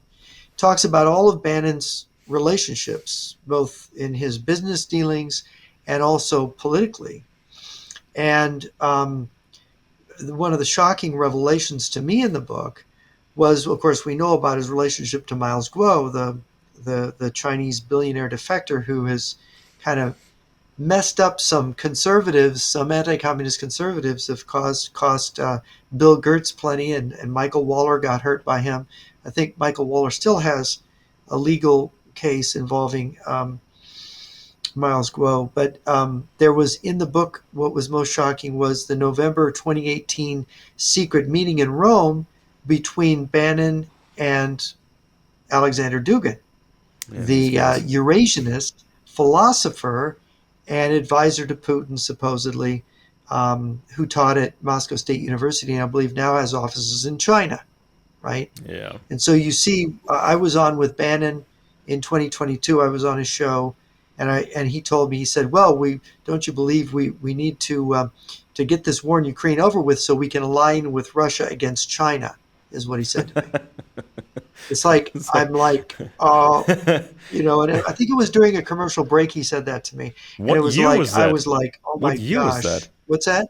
What year was that? Because that sounds like That like was in like 2022. That was in oh he had me God, on. I think it was late May or June of that's 2022. what naive people believed in, let's say, the Bush years, the 2000s. Yeah, yeah, right. Yeah. Oh my No, and it God. was to me it was in a way it wasn't shocking because I knew something about Bannon. I knew something about his dealings, but it was I was able to see it firsthand, talking to him. And of course, when I was trying to explain Russia and China and how they have these larger war plans that if they can get past Ukraine, whatever, he kept telling me, "Oh, I'm going to go back to you after the commercial break." Didn't Mm-hmm. keeping me another hour and didn't even go to me once in a whole hour of me hanging on. So I was like, "What's that about?" And he has this Navy captain on who knows a lot about naval warfare more than I would ever know, but doesn't really know anything about these larger strategies, right? Yeah. So um, I was disappointed in his point of view. Is that it's not widely enough informed, and I have other friends in common with Bannon who have told him, "What are you doing taking money from Miles Guo? Get away from him. He's bad." No, they're not gonna. They weren't his friend afterwards, right? Anymore, Yeah. because according to Teitelbaum, Miles Guo, by the time Teitelbaum's book and research came out, Miles Guo had given Bannon $1 million, something in that neighborhood. People can go and read the book and find the details, but the book is fascinating. And what's fascinating is the way that Bannon likes is kind of has a romance with this Eurasianist ideology Yes. that of Dugan wants to have a relation. And Dugan was kind of mystified, like, well, what are we going to do together? What do you want from me? It's like um, an interesting, almost mystified. And of course, what comes out in the book to me, because I have read Julius Evola, I've done my homework on Evola. And Teitelbaum did too. Teitelbaum has one of the greatest summaries of Evola, Julius Evola, the former pro-Hitler, Mm-hmm. pro-Mussolini Italian philosopher of traditionalism, who is often cited by Dugin. Uh, Bannon claimed to be fascinated by him and be kind of like a follower of his. But when Teitelbaum discussed Julius Evola's philosophy with him, Bannon didn't seem to know it. Mm-hmm. He seemed to just That not is even understanding, weird. right? So As if he weird. hadn't really read it fully, maybe just had some vague Yeah. idea of it and liked it. Very strange, It makes me wonder what is, and then what comes out is Bannon has had a fascination with Buddhism and Eastern Yeah. religion since he was in the Navy, and it's Yeah. discussed in the book. But as a guy who presents himself as a kind of Orthodox Catholic Mm-hmm. before his audience, it's very So strange. over here in Germany, so there's been this inoculation technique going on. So whenever some bad policies happen or they take effect, anything bad happens in Germany, um, some circles will always blame America for it. That's right. They blame America Oh for yeah. everything bad that's happening in Germany. So, for example, when you're dealing with the Social Democrats, the Social Democratic Party, the left, and they're really Marxist-Leninist, and the defectors have always said Moscow's main tool is these Social Democrats in Germany. So when they do something horrible, this opening the borders, creating economic chaos, overregulating everything to death, when these guys who are so always very close to the Russians, when these guys do something horrible here in Germany, the propaganda will blame it on the United States, as if America is running these social democrats over here. I mean, imagine that. It's So almost like Flip Wilson's "The Devil Made Me Do It." no, it's The more Americans like, made us do it, yeah, right? it's more like if I flip the coin, if it's heads, the Americans did it, and if it's tails, the Americans did it. It's just you flip the coin Hmm. every time, and of course the result is always the same. This is how they do it, and so obviously some of the strategies are a bit different because if you're right wing in Germany, you are more a target of Nazi stuff, propaganda, and revisionism. We talked about that, but here. This guy, Martin Moore, director of the Center for the Study of Media, Communication, and Power at King's College, told the Guardian newspaper that Donald Trump's campaign was using 40 to 50,000 variants of ads every day that were continuously measuring responses and then adapting and evolving based on that response. These online ads were spread primarily through bots on social media platforms. The ads that got liked, shared, and retweeted the most were reproduced and redistributed based on where they were popular and who they appealed to. Cambridge Analytica was also able to use this real-time information to determine which messages were resonating where and then shape Trump's travel schedule around it. So if there was a spike in clicks on an article about immigration in a county in Pennsylvania or Wisconsin, Trump would go there and give an immigration-focused speech. And so, in a report created for the Senate Intelligence Committee and provided to CNBC, researchers analyzed Russia's use of online propaganda to spread false information and polarize US voters between 2013 and 2018. Russia's Internet Research Agency, the abbreviation is IRA, not to confuse with the terrorist organization, reached tens of millions of users in the US on social media, including more than 30 million users who shared IRA-created Facebook and Instagram posts with their circles. So wait, Cambridge Analytica was sort of talking to the Russians. Somehow they got data. Somehow And they got Dugin was and wait a Bannon. minute, and Bannon was a vice president at Yeah. Cambridge So Analytica. somehow these Russians now come up with these spectacular online campaigns targeting Americans. So suddenly they are in the Facebook game and they just flood everything with very specific targeted messages. So it would be interesting to see how experts would compare the performance of Russia's Internet Research Agency and compare it with Cambridge Analytica. Maybe they're And exactly the same quality.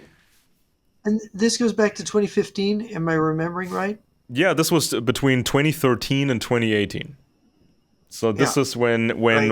Russia suddenly became really, really good at this internet game using, well, psychometric quality, because they target specific people with specific messages.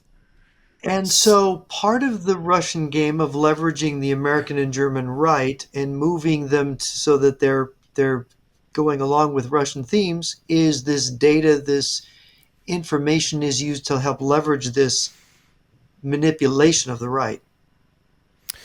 Yeah. So something that's tailored towards a German guy might not work exactly if it's tailored towards an American guy, right? Hmm. Sometimes it works the same, if the message is broad enough or it's a certain type of message, it can work on a German and on an American. As I said, if there's something important happening and people post stuff about it, they sound the same. If people comment on it, they sound the same oftentimes, even when some of these people who talk about it are Americans or they're Germans who don't even speak English, and Americans who don't even speak German, but somehow, strangely, a lot of these talking points, messages, and thinking patterns are exactly the same. So there was, for example, there was a tiny version of the J6 Capitol event. There was a tiny version of it in Berlin. Now, probably Americans have not heard about it because it was not as bad, not by a long shot, but it was something. So there was a demonstration in front of the parliament, the Reichstag building. And at some point, these very, very right-wing, very pro-Russian demonstrators, they stormed the entrance area, the staircase, and they wanted to get in. And so this was a security breach. This was a great embarrassment for the German government and the entire German state. And guess what was the ultimate trigger for these demonstrators to take the next step? Well, guess what? Somebody had spread the fantasy, and I don't remember exactly what demonstration it was, what the cause was. I don't even remember that. But what I remember was that somehow somebody spread the rumor that Donald Trump was observing these demonstrations in Germany. And if these demonstrators would take the next step, then Donald Trump would intervene. Because, the United States once was a governing power in Germany after the war, an occupation force. And so people believe if they show enough bravado, Trump would recognize it and then take over with military guys, take over control over Germany and Trump would liberate rescue them. these Yeah. people. And so this is the final straw, and these people were probably all truthers. They believed outlandish stuff already, so it only needed somebody to put out the fake news. Oh, Trump is watching. If you impress him, he will take then the next step. If we take the next step, And he that will was take the when next step. that was when Trump was president Yes, and of the so US. Yeah. so in America, you have sort of these movements like I think they call it the sovereign citizens or the Yes. freemen. It's this legal Yeah. mumbo jumbo where they think they can apply laws and regulations from 200 years ago, and they think that modern law doesn't apply to them. So they drive around with no driver's license, no registration, no insurance, and when they get And they don't stopped, pay taxes. Yeah. yeah, and they don't pay tax. And when they get stopped by police on the road, they will say, I'm not in commerce. I'm just a private human traveling, and I have the right to travel according to, the age-old Supreme Court decision of whatever. And so they get themselves into trouble. Well, guess what? We have the same thing. We have the same kind of movement. It's just more tailored to a German audience. These people over here actually believe the old German Empire still exists. The one that started in 1871. And so they misinterpret some ruling by the Supreme Court here, and they think the old empire is the legit one, not the current state of Germany. And so they extended this mythology over the last couple of years, and usually these people, these right wingers, they were anti-America. But when Trump became president, they added new stuff to the mythology. They thought, well, there's still secret American control systems here in Germany, because they always thought that this was the case. They used to think these American networks here are evil, but then they suddenly said to their audience, no, these networks are good, these American networks in Germany, because they're tied to Trump and they can save us.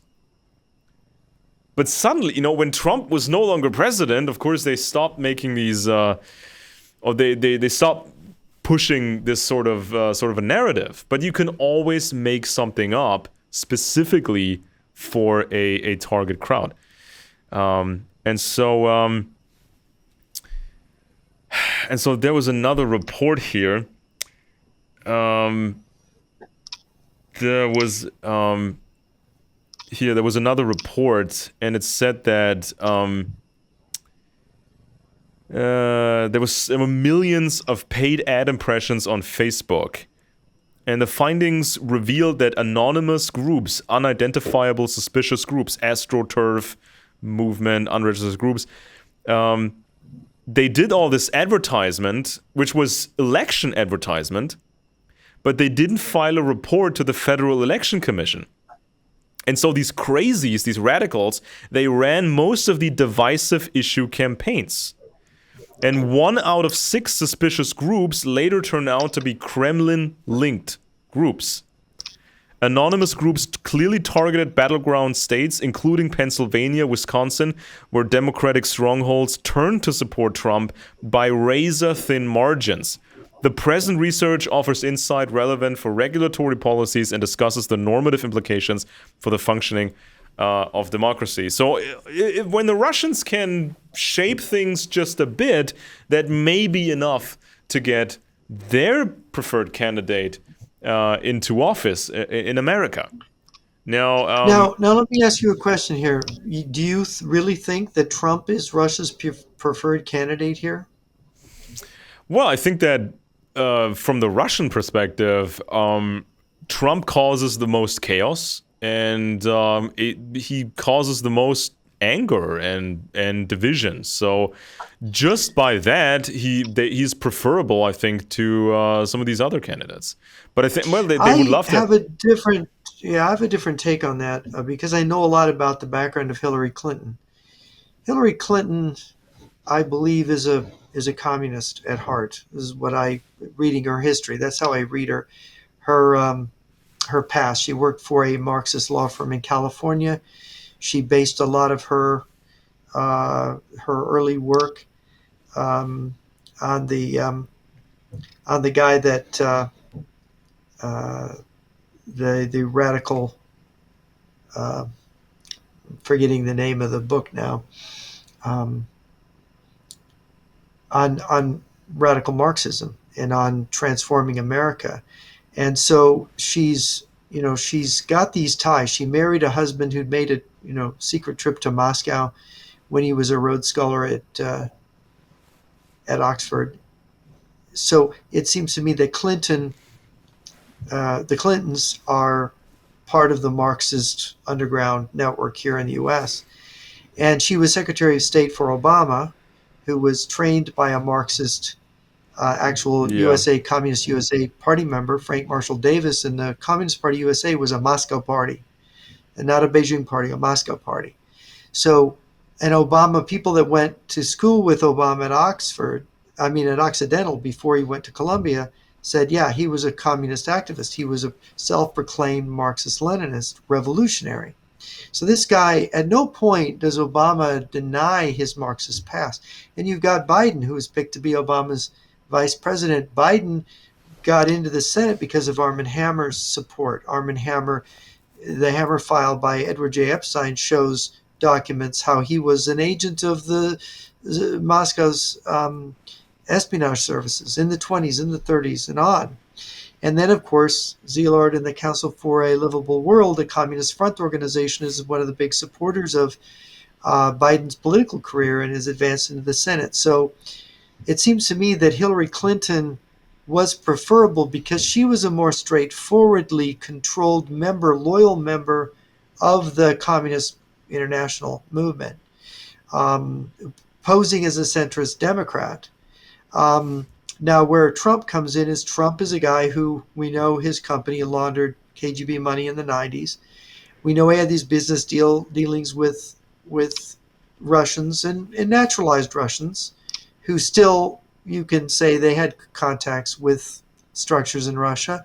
And then he made trips to Moscow. But the problem with Trump is his personality type is he's not a kind of So person that you chaotic. could imagine being blackmailed, right? He's unpredictable. He's one of these. Um, well, people have called him narcissistic personalities that may not be controllable, right? He may not be. He may be someone you can make a deal with or influence. And there were some sweetheart deals. It's been argued that Trump got pulled out of bankruptcy by or his. He was a negative billionaire at one time, right, in the early 90s or throughout part of the 90s. But he got pulled out of that by these Russian deals. So this is why a lot of people believe he's a Russian puppet, a Russian agent. The problem is it's not sort of in his personality type to be controlled by anyone, right? Because he's a game playing kind of person. He's a strategist. He's got instincts, and he would always kind of ditch you in some one way or another. That's the way I envision it. Not to say they couldn't get him to do things they want. There's the peculiar statements that Trump has made, or at least allegedly has made, saying that what do we need NATO for? Let's get out of NATO. Yeah, Let's, but wasn't you know. wasn't the 2016 race not perfectly crazy? I mean, because Oh yeah, because in and of itself, I mean, I mean, at the time, I commented on it and said, I mean, the Democrat, I mean, so many people who are Democrats would expect the Democrats to run somebody who is much better, who strategically run somebody who's not going after the Second Amendment, somebody who is presentable, somebody who it's just not so crazy polarizing. But they went with Hillary, and then the well, Republicans went with Trump, and yeah, both of these together in yeah, a race, I think, was high especially negatives, yeah, crazy. It was especially yeah. crazy. It was Well, yeah, let me tell you a little bit about American political science in campaigns. I studied this in graduate school. I studied American presidential politics in graduate school. Marty Wattenberg, Ben Wattenberg's son, taught the course there. Very good course, but you had these established patterns in presidential races in the U.S. For example, it used to be the person who won the New Hampshire primary decisively tended to be the person that was chosen by the party. That yeah, started to break down when we get into, Pat Buchanan, I think, won that race in what was it, 96. That started to break down some of these rules of thumb. The whole polling thing, as cell phones became more, the ability to poll and predict broke down. A lot of the rules of thumb of what you don't say and how you present yourself in a presidential campaign started to break down little by little. By the time we get to the 2016 campaign, the thing was you need the most important thing was that your candidate's likable and that your candidate has as few negatives as possible. So it made for not as interesting candidates as we had in 2016, but the idea that you would have two candidates chosen by each side who had high negatives, Trump yeah, and Hillary yeah, Clinton, very high negatives. But the analysis still was that Hillary Clinton, it had to be her by a long shot because the traditional way of judging these things, she was going to be the winner by a landslide. There's no way, because if you look at presidential politics, nobody has been elected president for a long time that had not held any other office, yeah, yeah, right? they're usually more recently they tend to have picked governors. Governors were more successful than senators. But we had a period where senators, I mean, Nixon was a senator, JFK was a senator. Now you get these non-politicians after wars like Eisenhower or Ulysses S. Grant or Zachary Taylor. You get these people who are generals after you get a war. But when there's not a war, just a civilian, just a regular citizen running who had never held elected office before, it just doesn't happen in American politics. Basic rule. So the received wisdom was Trump can't win, and then, well, first he can't win the nomination. But if you did you watch the presidential debates, the Republican debates at all Which ones? The 2015-16 was? in the 2016? Yeah, Yeah, I watched them. I think I did a elaborate commentary on Trump's performance, who had all yeah, the funny one-liners and the funny responses, and yeah. that's what I remember. Well, Yeah. the thing is that I followed it very closely. I watched all the debates until they were beginning to argue about penis size, with Mm-hmm. him calling Senator Rubio the little guy or whatever he was calling him. And and I turned it off at that point because I had just seen something that I never thought I Hadn't would happened see before. Yeah. in presidential politics. This guy was winning, Trump was winning by behaving so badly, Mm-hmm. by behaving with such low dignity and such low character. I mean, he lied about, you know, uh, at the beginning of the campaign, there was a point at which the surgeon who became one of his the head of, I can't think of his name right now. Um, he's a black guy who was running for president Yeah, as a I remember Republican. this. I remember this guy. Anyway, he was the guy I wanted to vote for, and Trump just lied about him, and he just sank him right in the polls. People believed it. Oh And it boy. was like, do they really believe? And but this goes to what Neil Postman wrote about entertaining, amusing ourselves to death, which is, I think that was 1987, that book, where he said we're now living in a post-literate society, and we don't read anymore. And it's all about TV, and it's all about the imagery of TV. And you've got Marshall McLuhan saying the medium is the message. Um, uh, and it's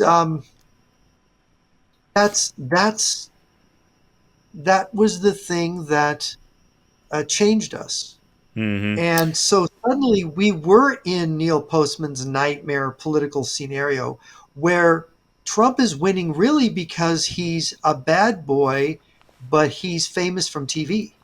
He's a Yeah, but I TV mean businessman. I think the fantasies that was spread during the campaign and later, not just directly by the Trump campaign, but also by the Q movement or the Q cult.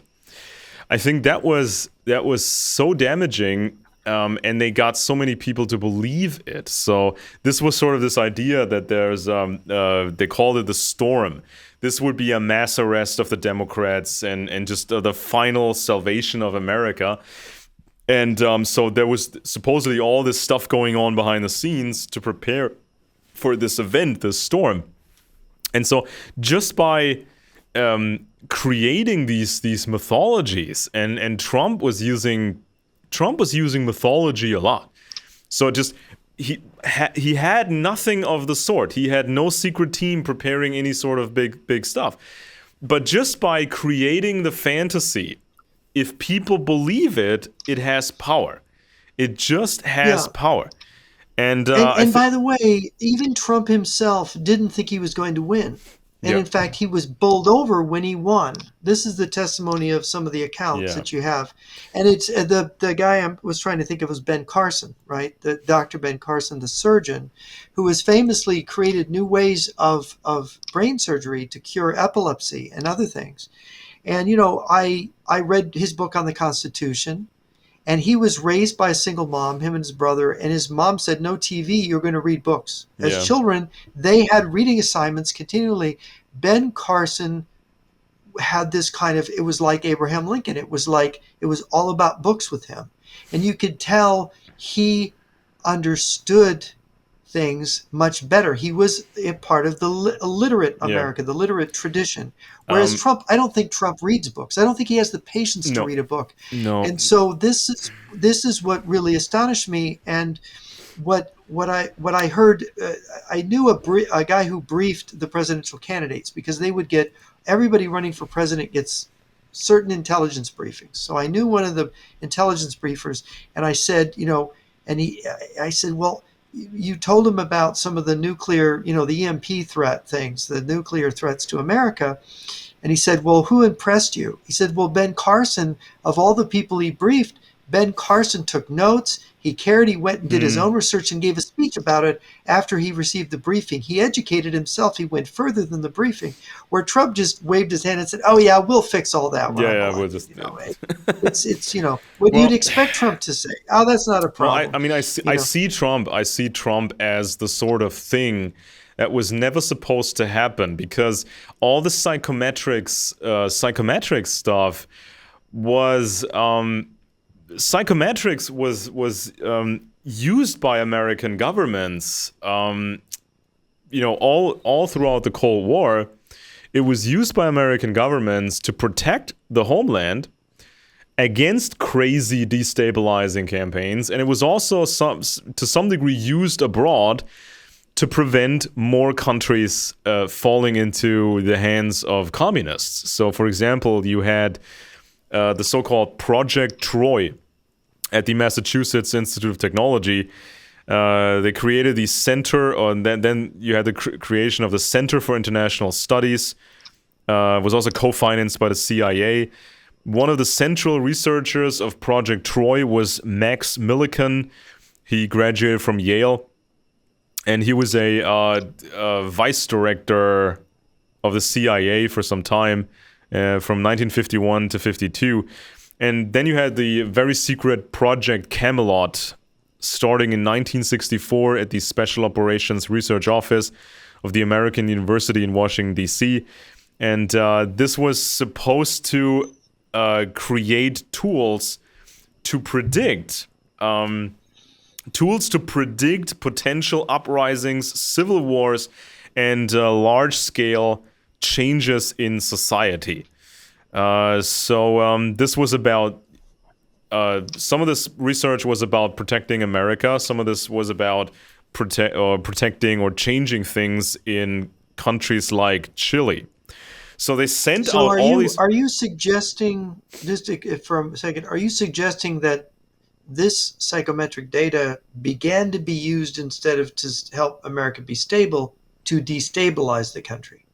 Is No, that what you're suggesting? the idea was to predict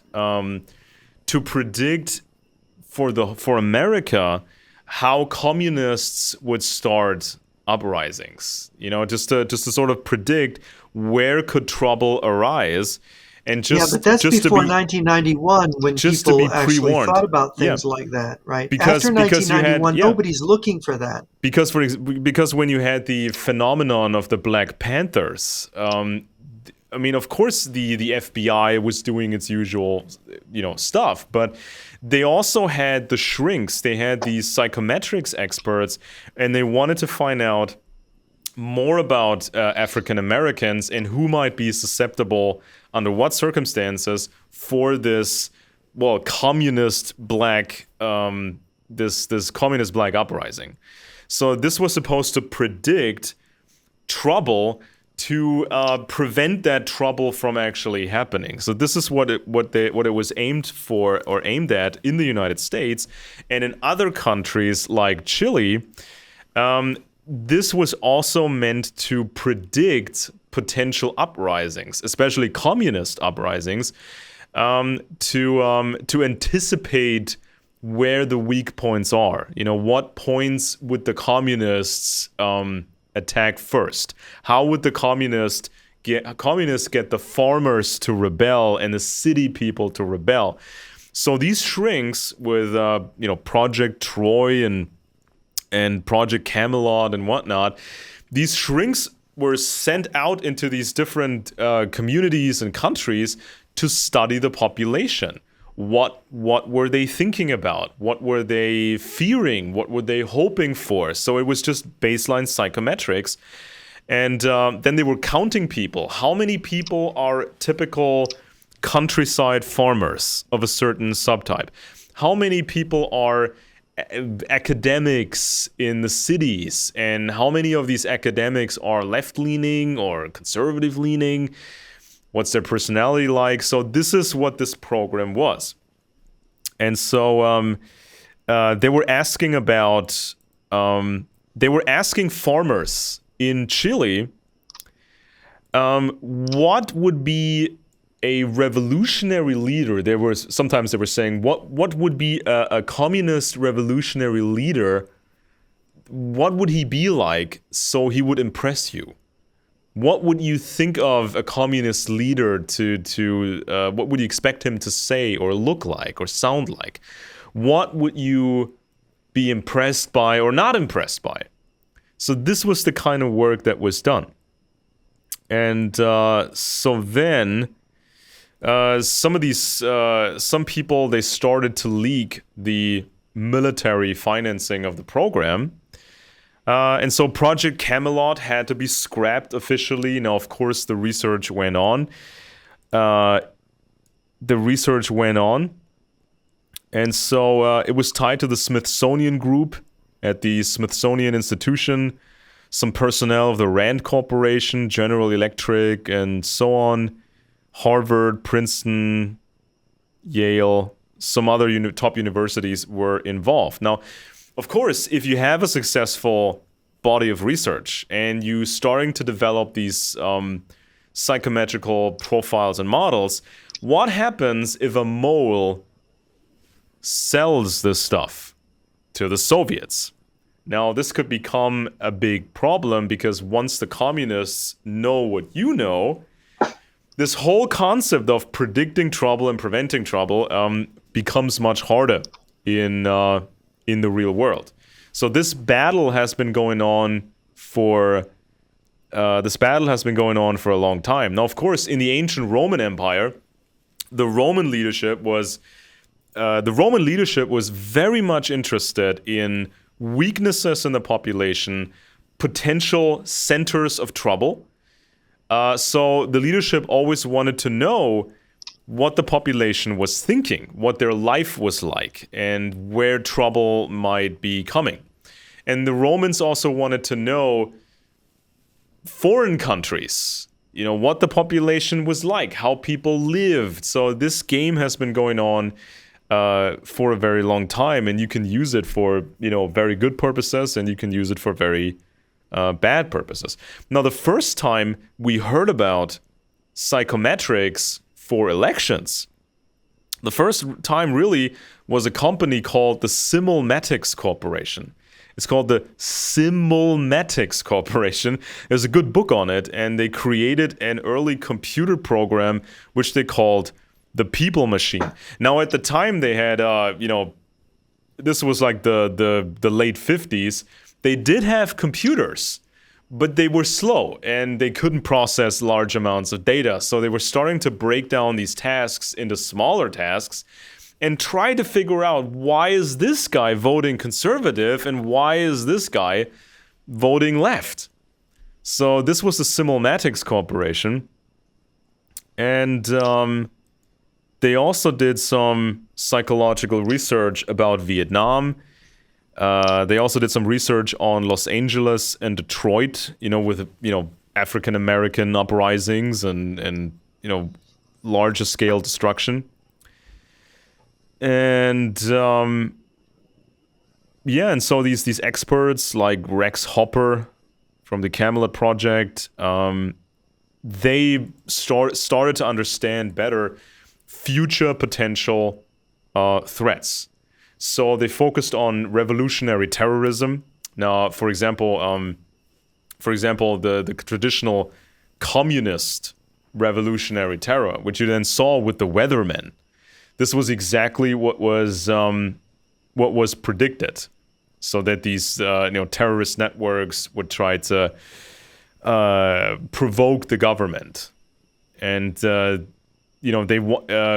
they always believed that a threat would be a group employing intellectuals. So these evil communists, they would recruit intellectuals and then work with them to create all this chaos. And so there were some simulations being done. This was called, this was tied to Operation Fubelt in Chile. So the simulations, the simulations were supposed to show how this operation or how the influence should be shaped. If you go overboard, then, the people may not like it and they may think that, the communists are going to save them. And then, of course, with Augusto Pinochet, these computer simulations were supposed to help him fight communists, but not go so crazy overboard as to cause more trouble and give, the communists basically the pretext to recruit more people for communism. So this has been going on for quite a while. And of course, if the communists have tools like this, they know our weak points. They know exactly what buttons to push, where to put some gasoline and light it up with a match.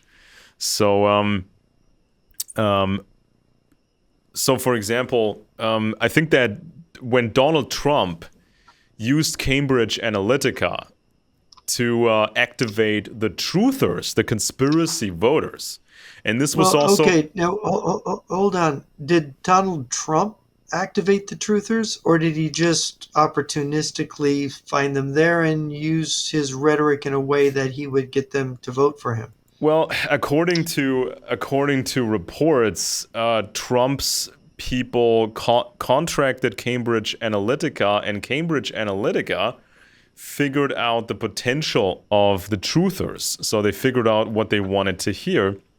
And they also figured out... this was Bannon's doing, right? Because Bannon was Trump's so they figured out campaign manager in 2016. So the data mining specialists, they found out that people wanted an actual wall to protect against illegal immigration. People wanted to drain the swamp and some other things. And exactly these policies with exactly those words were then applied by Donald Trump. So they figured out what people wanted to hear, and then they would say exactly that.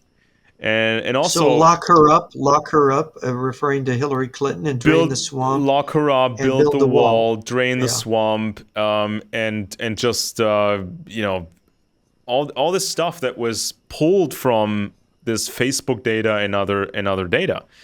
And it was Bannon that was the vice president there at Cambridge Analytica. So he's and the Mercers. One that drew the data out. And the Mercer family, they put in money. They were involved in Cambridge. Now they're the money behind Breitbart, right?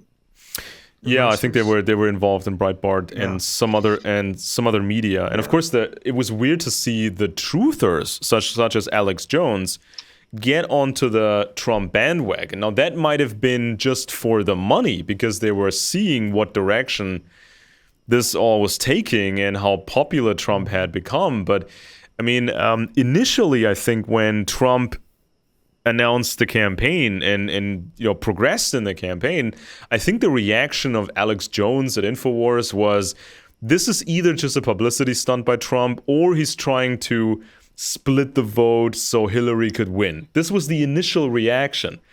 But over the course of a few months, Donald Trump became sort of the messiah figure for the truthers.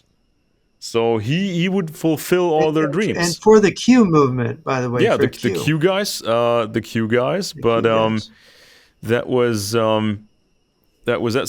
So let me just ask you, how do you have an idea of how many people believe this truther stuff? Because I get it from people who were friends of mine who've become sunk in this and believe it, and I'm getting it from a lot of people, and I don't have a solid impression of how many people believe it, how many people on the right believe it. Have you ever seen any numbers on this? I remember numbers from Germany, but they obviously don't apply to the United States. So research, because of course, conspiracy ideas in Germany are very heavily linked to neo-Nazi ideas. Right. So it's so Well, so what much are the numbers overlap, in Germany? Just and out of that's why. curiosity. Well, the super mega hardcore Nazi conspiracy types are like 6% of the population. And then you Mhm. get another, let's say, another 6 to 7% who are very much into this, but are not as crazy. And then you get more, an additional percentage of people who are somewhat affiliated with traditional conspiracy thinking. But some of these people, they may be on the left, but they still believe in the elders of Zion. They may be left-wing esoterics, but Mhm. still believe in the elders of Zion and those narratives. So there's a hardcore, there's a super hardcore, and then there's these not so crazy people, and then there's sort of the outer ring Mhm. of people. But it's measured every year basically in Germany because opinion research really wants to know. And so it's known pretty much in Germany, but I don't remember American numbers.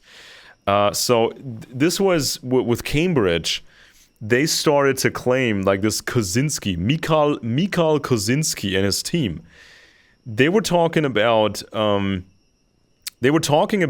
guessing things about people like their sexuality or if they're a Democrat or Republican. You could guess these things using only 68 Facebook likes. And so with more data, they can sort of gauge how smart you are, what your religion is, if you drink alcohol. Um, and so this is they discovered that well, the better the model, the computer algorithm is, the better it can predict things. So they can actually run these experiments. They would have a group of people, they would run the algorithm on that group, make these predictions, and then check if these predictions are actually true. So you can train and retrain and retrain and retrain this stupid algorithm. And so late 2014, that's when Cambridge Analytica joined the United States, the political campaigns. This is when they got active. At first, they worked with Ted Cruz, and Cambridge was financed by Robert Mercer, the software billionaire. And so some of these billionaires, they're financed the new right-wing movement. You have the Schillmans, Rosenwalds. Some of these people were active in that movement. And the mathematician Kathy O'Neill said, Trump is acting like a perfect opportunistic algorithm who is aligning with the audience's reaction. This is what Kathy O'Neill said. And Alexander Nix from Cambridge Analytica was bragging. He said, we have files on 220 million Americans. So probably not just from Facebook data, but from other sources as well. We don't know how big the scandal truly was. Now, Cambridge Analytica came out of the British corporation SCL Group, and the SCL founder was Nigel Oakes. He visited the elite school of Eton, and he was also romantically linked to Lady Helen Windsor, who was the daughter of Prince Edward, the Duke of Kent. And so one of the directors working with Oakes was Lord Ivar Mountbatten, who was a cousin of Queen Elizabeth II. So this is sort of the British angle in all of this. And SCL was bragging about military disinformation campaigns, all that sort of stuff. So we have to ask ourselves, if the British had already been working on some of this stuff, predictive analysis, influencing elections, psychometrics, if the British have been working on this, how infiltrated are the British? So how much of that British stuff, as usual, ends up in the hands of the Russians? Now, we all know the intelligence failures of the British against the Russians. And it's interesting to see Lord Ivar Mountbatten in all of this, with SCL, because the other Mountbatten, Louis Mountbatten, he had communist contacts, and he was, he fudged all kinds of operations and things so that the Soviet Union would benefit. So I think this is a very dangerous angle to all of this, because you have to consider Britain to be heavily infiltrated. And so Yeah, well, the United States is too, and of course we've got the dirty dossier on Trump that was promoted by the Democrats, claiming that Trump was a Russian puppet. You had the British intelligence, a guy from MI6, having this dossier allegedly that Trump, this is gross. He had gross things done to him by prostitutes when he was in Moscow, allegedly. And of course, that has been largely discredited now. But it's interesting that they were trying to tie Trump to this. And of course, 2 impeachments of Trump, none of this stuff ever amounted to anything could be used. Just to make a comment on that. But the British were involved in trying to dirty Trump up, British intelligence sources. And what was the British intelligence agent's name? let me. MI6 guy. I can pull this up. It's on the tip of my tongue. But he Yeah, but was he as I worked in understand Russia. it, yeah, but as I understand it, he was.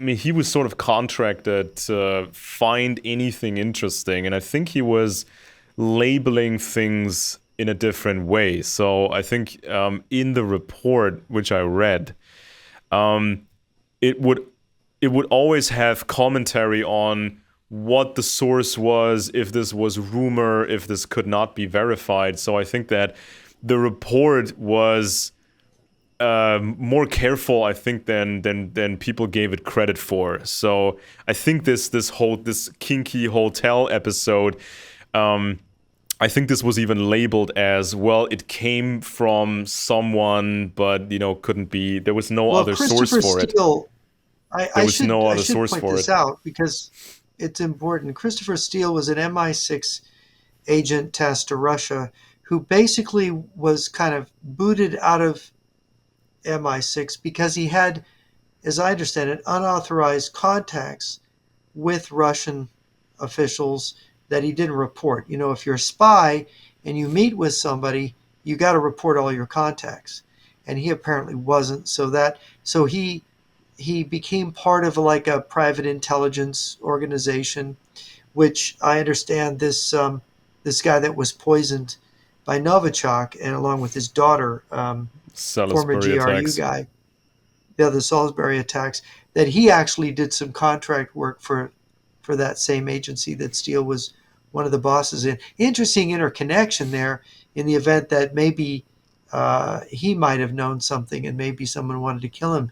But it's all curious interactions by intelligence people. So you have Steele. Of course, Steele is very pro-Hillary. When he was at Cambridge, I believe he went to Cambridge.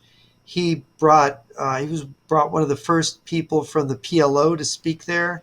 Oh He boy. was very left of center as a student. Steele was when he was younger. Just his background to tell you where this guy's coming from. He's a left Yeah. wing self-made James Bond, right? Worked for MI6, but really not much of an anything. It seems to me Yeah, that but he was a with big this nothing. document, I mean, he got contracted for this report. He got paid for this report, and Yeah. but the customers of this report, I mean, it must have been clear to them that there's it's not a some of these claims, they're not sensational. You cannot just use that in public because there's no real source for it. And so No, there's no proof. They're just allegations. And of course, all of the people that were damaged in the yeah. attempt to dirty Trump, you've got you've got Svetlana, what was her name, Zarkova.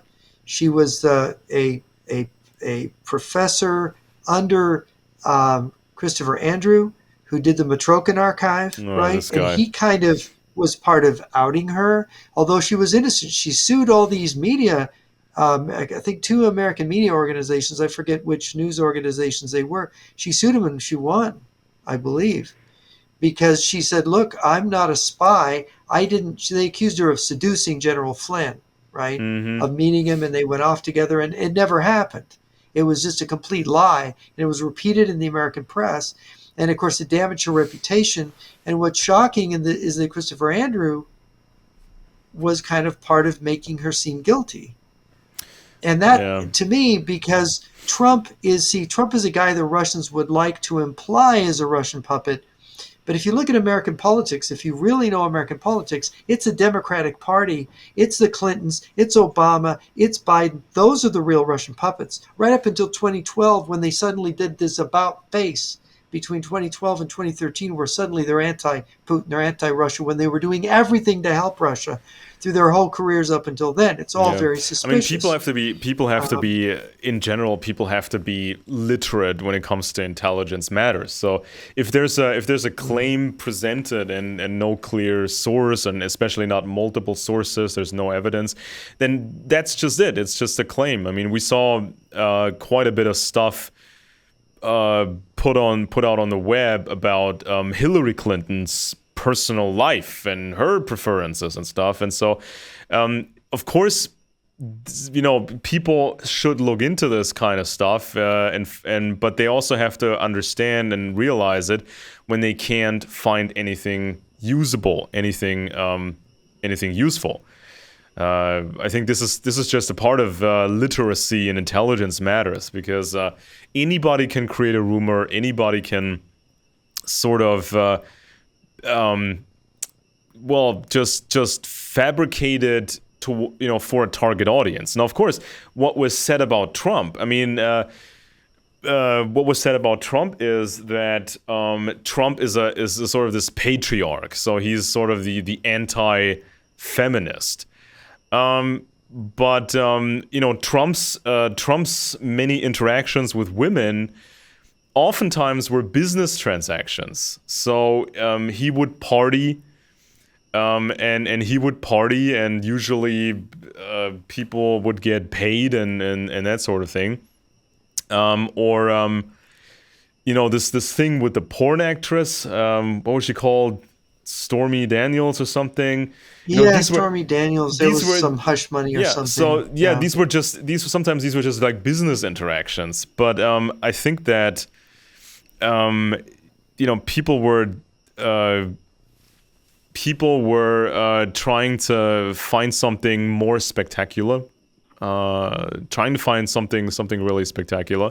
But at the same time, Hillary, I mean, there's some really dark stuff posted on the web about Hillary, and how much of an occultist she is, and her personal life, and how just nuts she is, and also her health. I mean, that was interesting at the time, when she was always coughing and she had these episodes. And She so would fall down.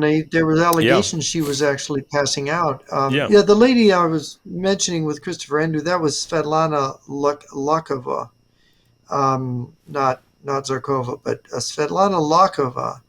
She is the one that basically sued these organizations. And the story is fascinating, because there's a person who was badly hurt, whose reputation was put in jeopardy by these intelligence games surrounding Trump, and Yeah.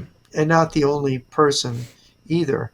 And so there's a dirty thing going on here when the people are trying to frame Trump as a Russian agent who are themselves have this history that the Obamas have, that the Clintons have, and so on. So that people should not be naive. The people who are calling other people Russian puppets are, in a sense, following one of Stalin's old lines, is that if they accuse you, you accuse them back. And you just preemptively accuse them. If you've done something, accuse other people of doing it. That way, nobody will suspect that you're the real one doing it. This is an old Yeah, method. and it's interesting. It's interesting to see some of these left wing some left wing radical activists, like the Black Lives Matter movement and some of these other groups, fanatical and Antifa groups and that sort of stuff. So you always want to know who these people are, who can be recruited to these kind of things, and it's the same on the right wing. I think when this J6 stuff happened at the Capitol. And some of these leaders of groups such as the Proud Boys or the Oath Keepers, the leaders are usually strange.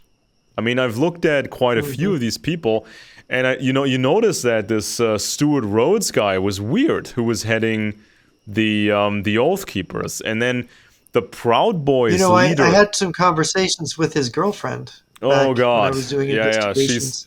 She called him basically a raving She's lunatic at this point. well, I don't know if she's in jail, but they got into really bad trouble. And this is the problem when you don't have a cool head, and you're not able to think about what it is that's in front of you and who's really manipulating and who the bad people are, who the agents are. And if you're skewed by ideology, by ideological preconceptions, you are ripe to be taken to the cleaners, to be put in jail, to be a sucker, to be used in some way. I mean, especially the Capitol event, where it became such a pretext for the Democrats to frame anything not socialist as fascist. So, Yeah. of course, this was a serious event, and some people had serious fantasies, but ultimately it was just a fantasy. There was no mechanism in Well, place. There was yeah. no mechanism Well, really in place to realize these fantasies. But the Democrats sort of, especially in connection with Trump, the Democrats created this gigantic fear of a traditional fascist, white power, neo-Nazi takeover of the United States, which is just as unrealistic as these old fantasies harbored by Timothy McVeigh before he blew up, the federal building in Oklahoma yes, City. It was they're fantasy. overwrought. This is not how the Yes, United overwrought. States how the United States work. But these people thought back then, well, the United Nations with their flags are going to take over America and put all Yeah. these patriots into concentration camps. This was what they I believed in. got a lot of that when I was touring the U.S. with my book, my first book, and I didn't know what to say. The United Nations, they don't have any atomic weapons. They Yeah. don't have an army. It's only the armies of nation states. The UN is not really a real thing, and in many respects, it's just a forum, is all it is. But to put the events of January 6th into perspective, you had the summer of 2020 was a summer of rioting. And the amount of violence in America from the left, from Black Lives Matter and Antifa, there were dozens of people killed in that violence. Something like $2 billion worth of property burned down. There were hundreds injured in those events. And they And threatened to target children with their trans and other agenda. They were well, literally they were in these threatening. riots. There was even a threat to the White House, where they were outside the White House at one point.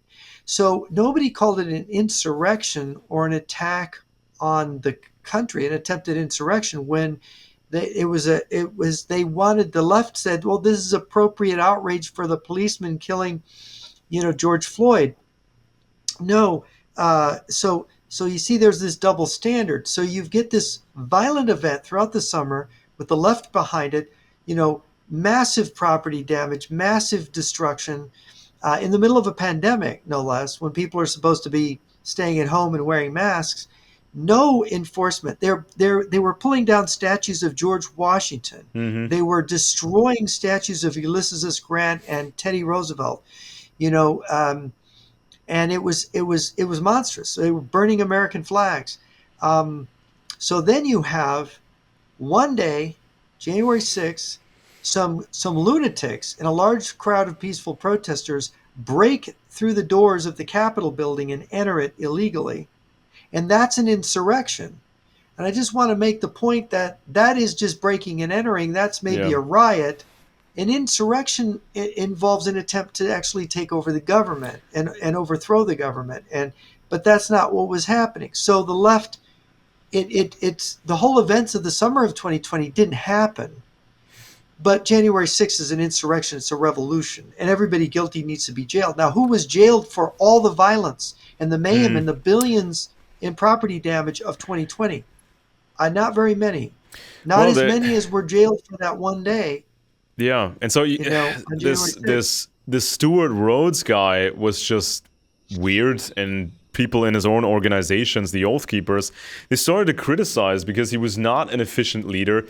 He didn't really work that much for the group apparently, and he just spent money. And his wife, I think she told the story of how he could have had a significant career, just working because I think he was a Yale trained lawyer, and but it was also a political influencer, so he could have had a career without doing stupid things. So he was weird. Then the leader of the Proud Boys organization, this Enrique Tarrio guy, he was discovered to have been an informant in, I think it was 2012 to 2014 or something like that. So he was a criminal. He was caught repeatedly, and then he cooperated with the law enforcement agencies to get other criminals. So he reported on them. So then, of course, the question arrived on, what were this guy's loyalties? What happened here? And so then others, like this Joe Biggs character, who was written about in the newspapers, this Joe Biggs character, who at some point I think worked for or with Alex Jones's InfoWars. This Joe Biggs guy is a military veteran. I think he was decorated with a Purple Heart for an event involving an IED. He had, I think, several tours in Afghanistan and Iraq. I think his group was hit with an IED, and he received brain damage from that. Yet he still tried to save his fellow soldiers. He got the Purple Heart for that. At some point, he drops out of the military, I think for health reasons. And then you sort of see his life breaking down a bit. There was an incident with domestic violence, I believe. And he got deeper and deeper into this radical activism, just like McVeigh. Now, McVeigh was a military man. He wanted to be special forces, and he served in the first Iraq War.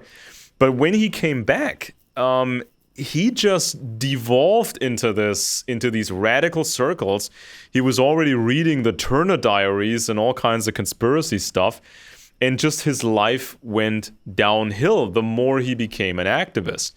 And so this Joe Biggs guy got further into activism, and he probably believed that he was going to save America. But it was just fantasy because the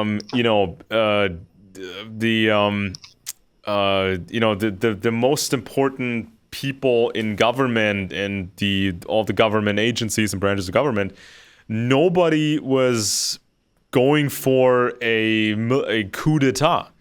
Some people fantasized about the Marines coming to save Trump and America and whatnot, but this was just Yeah, you fantasy. had some weird statements, being made by certain people.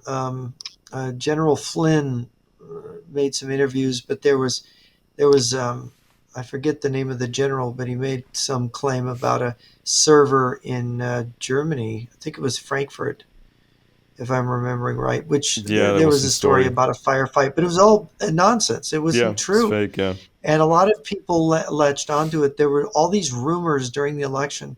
And what it really devolved down to is that Dennis Montgomery had purported that he had the PCAPs from the election steal from computers.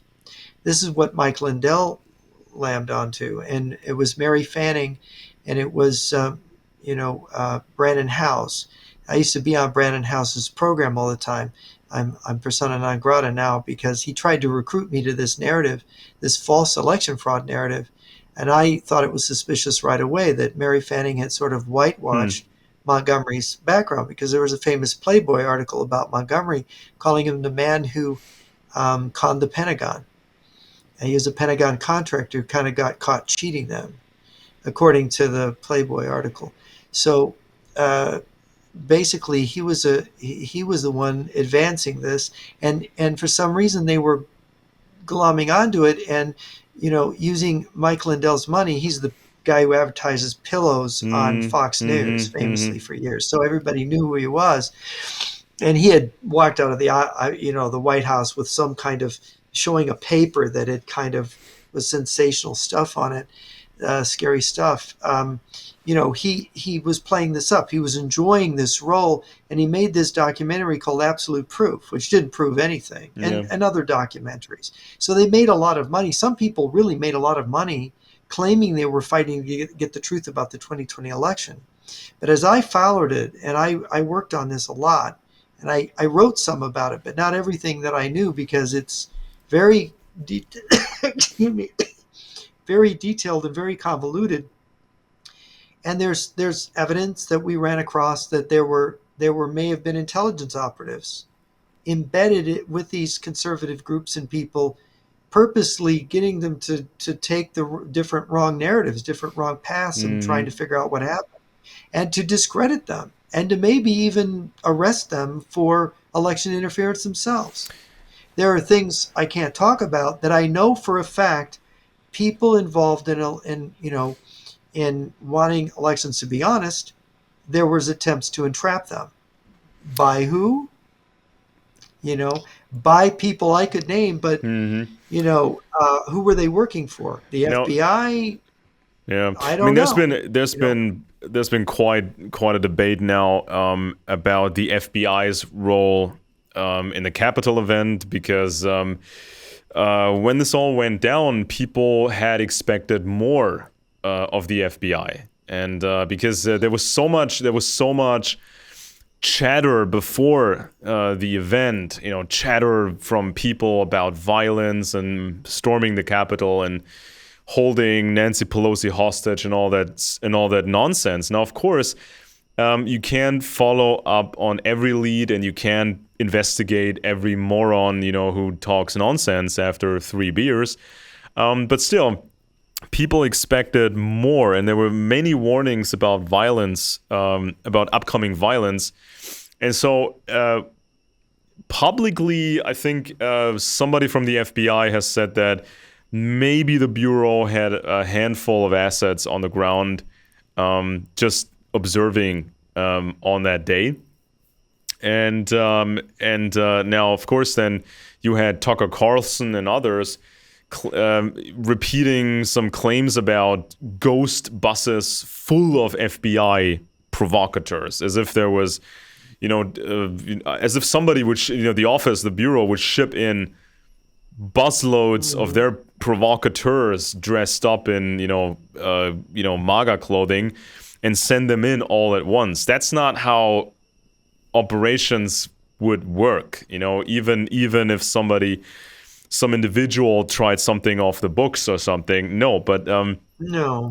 we have to look at this from a professional standpoint. I mean, I think everybody expected more from the FBI, but it's really difficult to see what could have prevented this. Now, of course, what went down kind of benefited the Democrats because they could fearmonger about fascism, And of course, you also had intelligent computer programs for a long time, such as Palantir, software like Palantir Gotham, or Shadow Dragon. Now, Shadow Dragon, for example, was used by the Michigan State Police, and this is able to scan all kinds of social media platforms to sort of figure out who is who and who may be planning something or something illegal.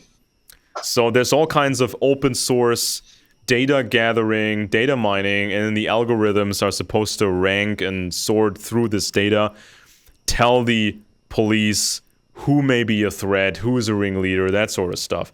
So you have all these tools. I mean, baseline FBI tools, and you have all this data mining stuff.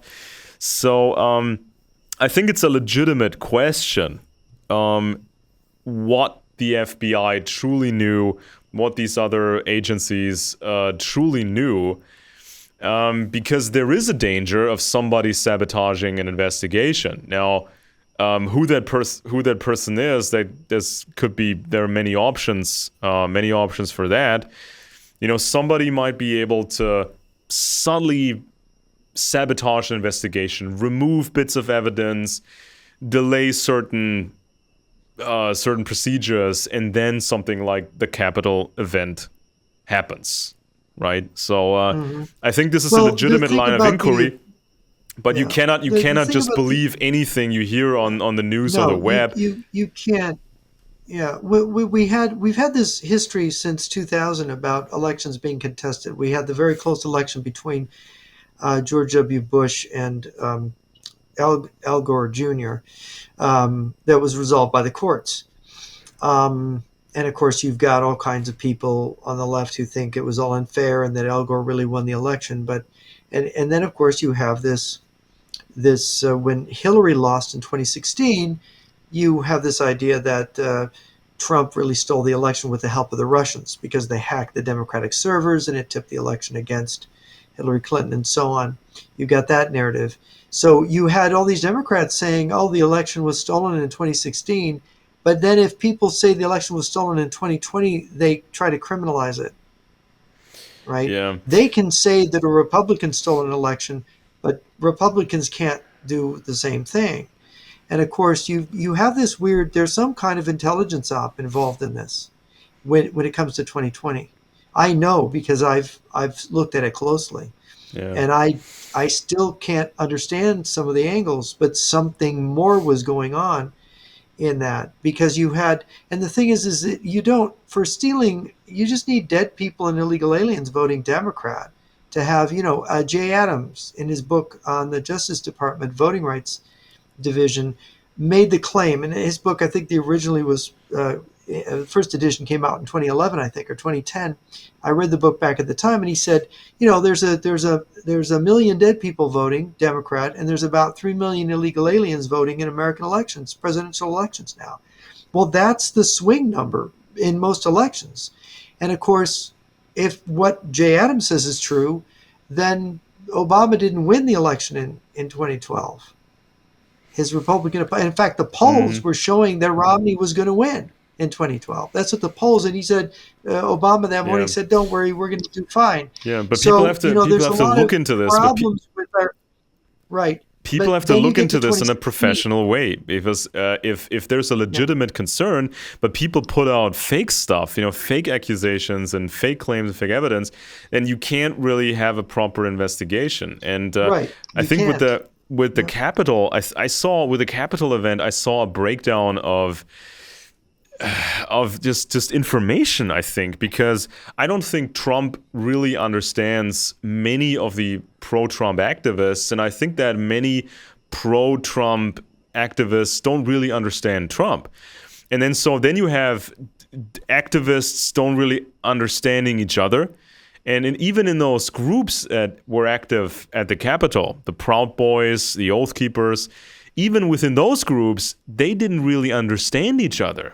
Because there was a secret level, specifically for that event. Others didn't know about that. There was all kinds of stuff that people were surprised about. And so I think that it shows you the fundamental flaws that can be fixed by people when they start reading proper stuff or listen to proper shows about these intelligence matters. Because ultimately, if they go in blind into activism, into politics, into anything, if they go in blind and they can't judge information, they cannot really understand how these things work. I mean, this is a recipe for chaos. And it's just like people Yeah, believe and this Q stuff. And I mean, what they this do. some random dude on the internet made these cryptical postings that meant nothing. And On so this a became the server in the oracle. Philippines. This Yeah, became the oracle, and people were putting their entire life on this. People were betting yeah. their political activism on this stuff. Some random dude on a web forum, but then of course you had Steve Pacinic on Alex Jones's show, Alex the Jones, yes. Infowars show, making all kinds of the same promises that this is all a sting operation. We will get the Democrats. Everything is going to plan. These mass arrests will happen. And like, why is this Steve Pacinic guy on this show, and why is he making all these outlandish promises? And so people couldn't even judge that stuff and No. get a you know Well, and get close and to reality. here's a yeah, about the election and about election fraud. Just a basic point: you have the pandemic, you have these mail-in ballots. This is massive abuse. If you got mail-in ballots, who knows who's filling them out? You've got voter registration lists where people can look at who doesn't vote. All these Democrats, most Democrats don't vote in a given election. So all right, you just fill out all these ballots for all these Democrats who don't vote and you send them in. So Yeah. you vote for other people. See, it's amazingly for fraud. Now I'm suggesting that happened. I think there's evidence that it happened. How big was it? We don't know. And when the cheating is a result of a very loosey goosey system where people don't need to identify themselves and they can mail in something in someone else's name because they've got their ballot, you have an enormous potential for cheating on the election, for fudging the result. Yeah. And and by the way, there's no way to investigate it. You can't prove anything. Not really, not in a way that will satisfy the country at Yeah. large. But isn't it odd that you have this clash of the superpowers now, and it could get Hmm. so much worse. Yet this time is the time that people, some on the left, some on the right, this is the time they choose to be as polarizing and schemy and crazy as possible. I mean, shouldn't this Yeah, be it's the not an time of accident. unity? No. Shouldn't this be the time of unity and just not go nuts over every single topic that's out there and fear mongering? I mean, about these internal problems. This should be the time of unity, Hmm. and just Yes. and remembering the global importance of America and the global role and understand that Russia and China are basically one and the same thing, and they can act in a coordinated fashion, and they can still pretend to be separate. They can also pretend that North Korea is separate. Hmm. They can have North Korea nuke American targets, and then the Russians and the Chinese could say, well, that was North Korea, that was not us. We had nothing to do with Right. that. So, but who knows who Yeah. launched this missile? Who knows who really built this thing? And who knows who really controls North Korea since the time of Stalin and Kim Il Sung, who was trained by Chinese who didn't really speak proper Korean. Kim Il Sung, who was Actually, Kim Il Sung was a Soviet military officer. yeah, he He was was he didn't given even his speak orders proper to take Korean. charge of North Korea by Yeah, Stalin. so Yeah. Beria recommended Kim Il Sung to Stalin and said, "Well, there's slight problem here. He doesn't even speak proper Korean. He needs a language course so he can talk to the Koreans." So who knows who's really running North Korea till this day? But they can have North Korea nuke American targets, and then Russia plays Yeah. stupid, China plays stupid. Yeah. The thing is, by lack of perspective, strategic perspective, we've got this attempt to divide Americans by left and right, to push them further to the left, further to the right. And the ideal is to destroy the middle, to destroy the stable middle. Because it's the stable middle that says, hey guys, shut up, be quiet, sit down, let's just do our business and try to figure things out. So my appeal is to the people on the middle left and the middle right. Let's get rid of these extremes. Let's sit down, let's talk with each other, let's be reasonable. Let's not exaggerate, but we're being infiltrated. We are being infiltrated, both the left and the right. We've got to admit, the left has to admit it, Yeah. that they've got infiltration problems going back to the Cold War, going back to the Roosevelt administration. They've always had a problem. The Democratic Party. I was at a communist meeting in 1982, March of 83, where I heard we were taking over the Democratic Party through its left wing from a communist organizer. Yeah. I mean, Okay? So I know the background of these leading Democratic politicians. So I mean, let's admit things on the left, and let's admit things on the right, that there's yeah. problems with Trump and some of the people around him that's problematic. We don't have absolute proof about anybody, but we Yeah. need to have some transparency. We need to have some answers. I mean, even some of the pop culture was so nuts in the 2000s. You know, the Bush era.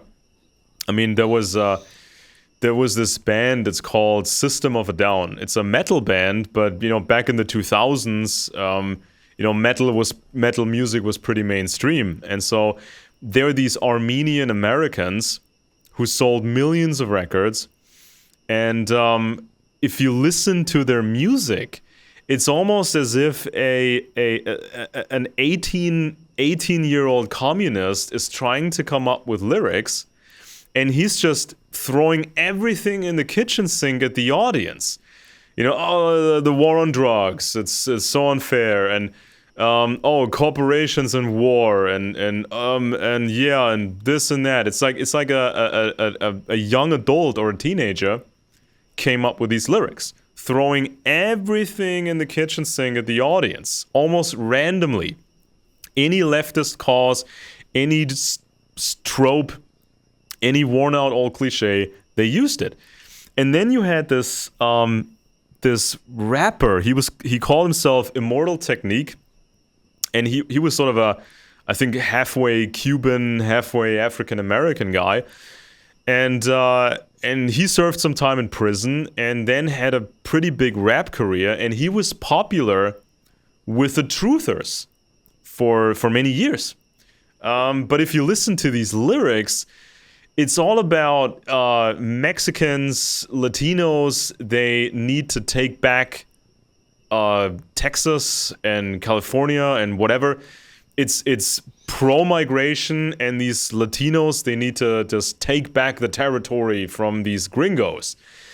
And it's just in these lyrics, everything in the kitchen sink. It's almost like again, like an 18-year-old would write these lyrics, just putting in everything he's ever seen or read about, you know, whiny political literature. Very inept, but it was kind of popular. So imagine people were downloading this stuff. Sometimes legally, sometimes illegally. People were buying the records. I mean, it would be interesting to know, you know, for the Democrats, for the Russians, for the Chinese, it would be interesting to know who was listening to System of a Down, who was listening to Immortal Technique, who was listening to all kinds of music acts that were very, very communist in nature. So this goes back to all this data mining and data hoarding, when you know what music this person is listening to. And if several factors come together, he's listening to that music, he's watching Alex Jones documentaries back in the day. Oh my goodness. He doesn't, you know, that person doesn't like his father. That person, you know, is watching this and reading that. Then you pretty much can figure out many things about that person. And I think that's what happened. That's what happened in the Bush era with the truthers. through the Russian influence, because I think Russia was amplifying all kinds of things, and we didn't even notice. And this goes on to this very day, because right now in Germany, it's like this. When you have a social media presence, when you have a mediocre, let's say, YouTube presence, and you start with Russian propaganda, you start doing this sort of material, then your channel will blow up.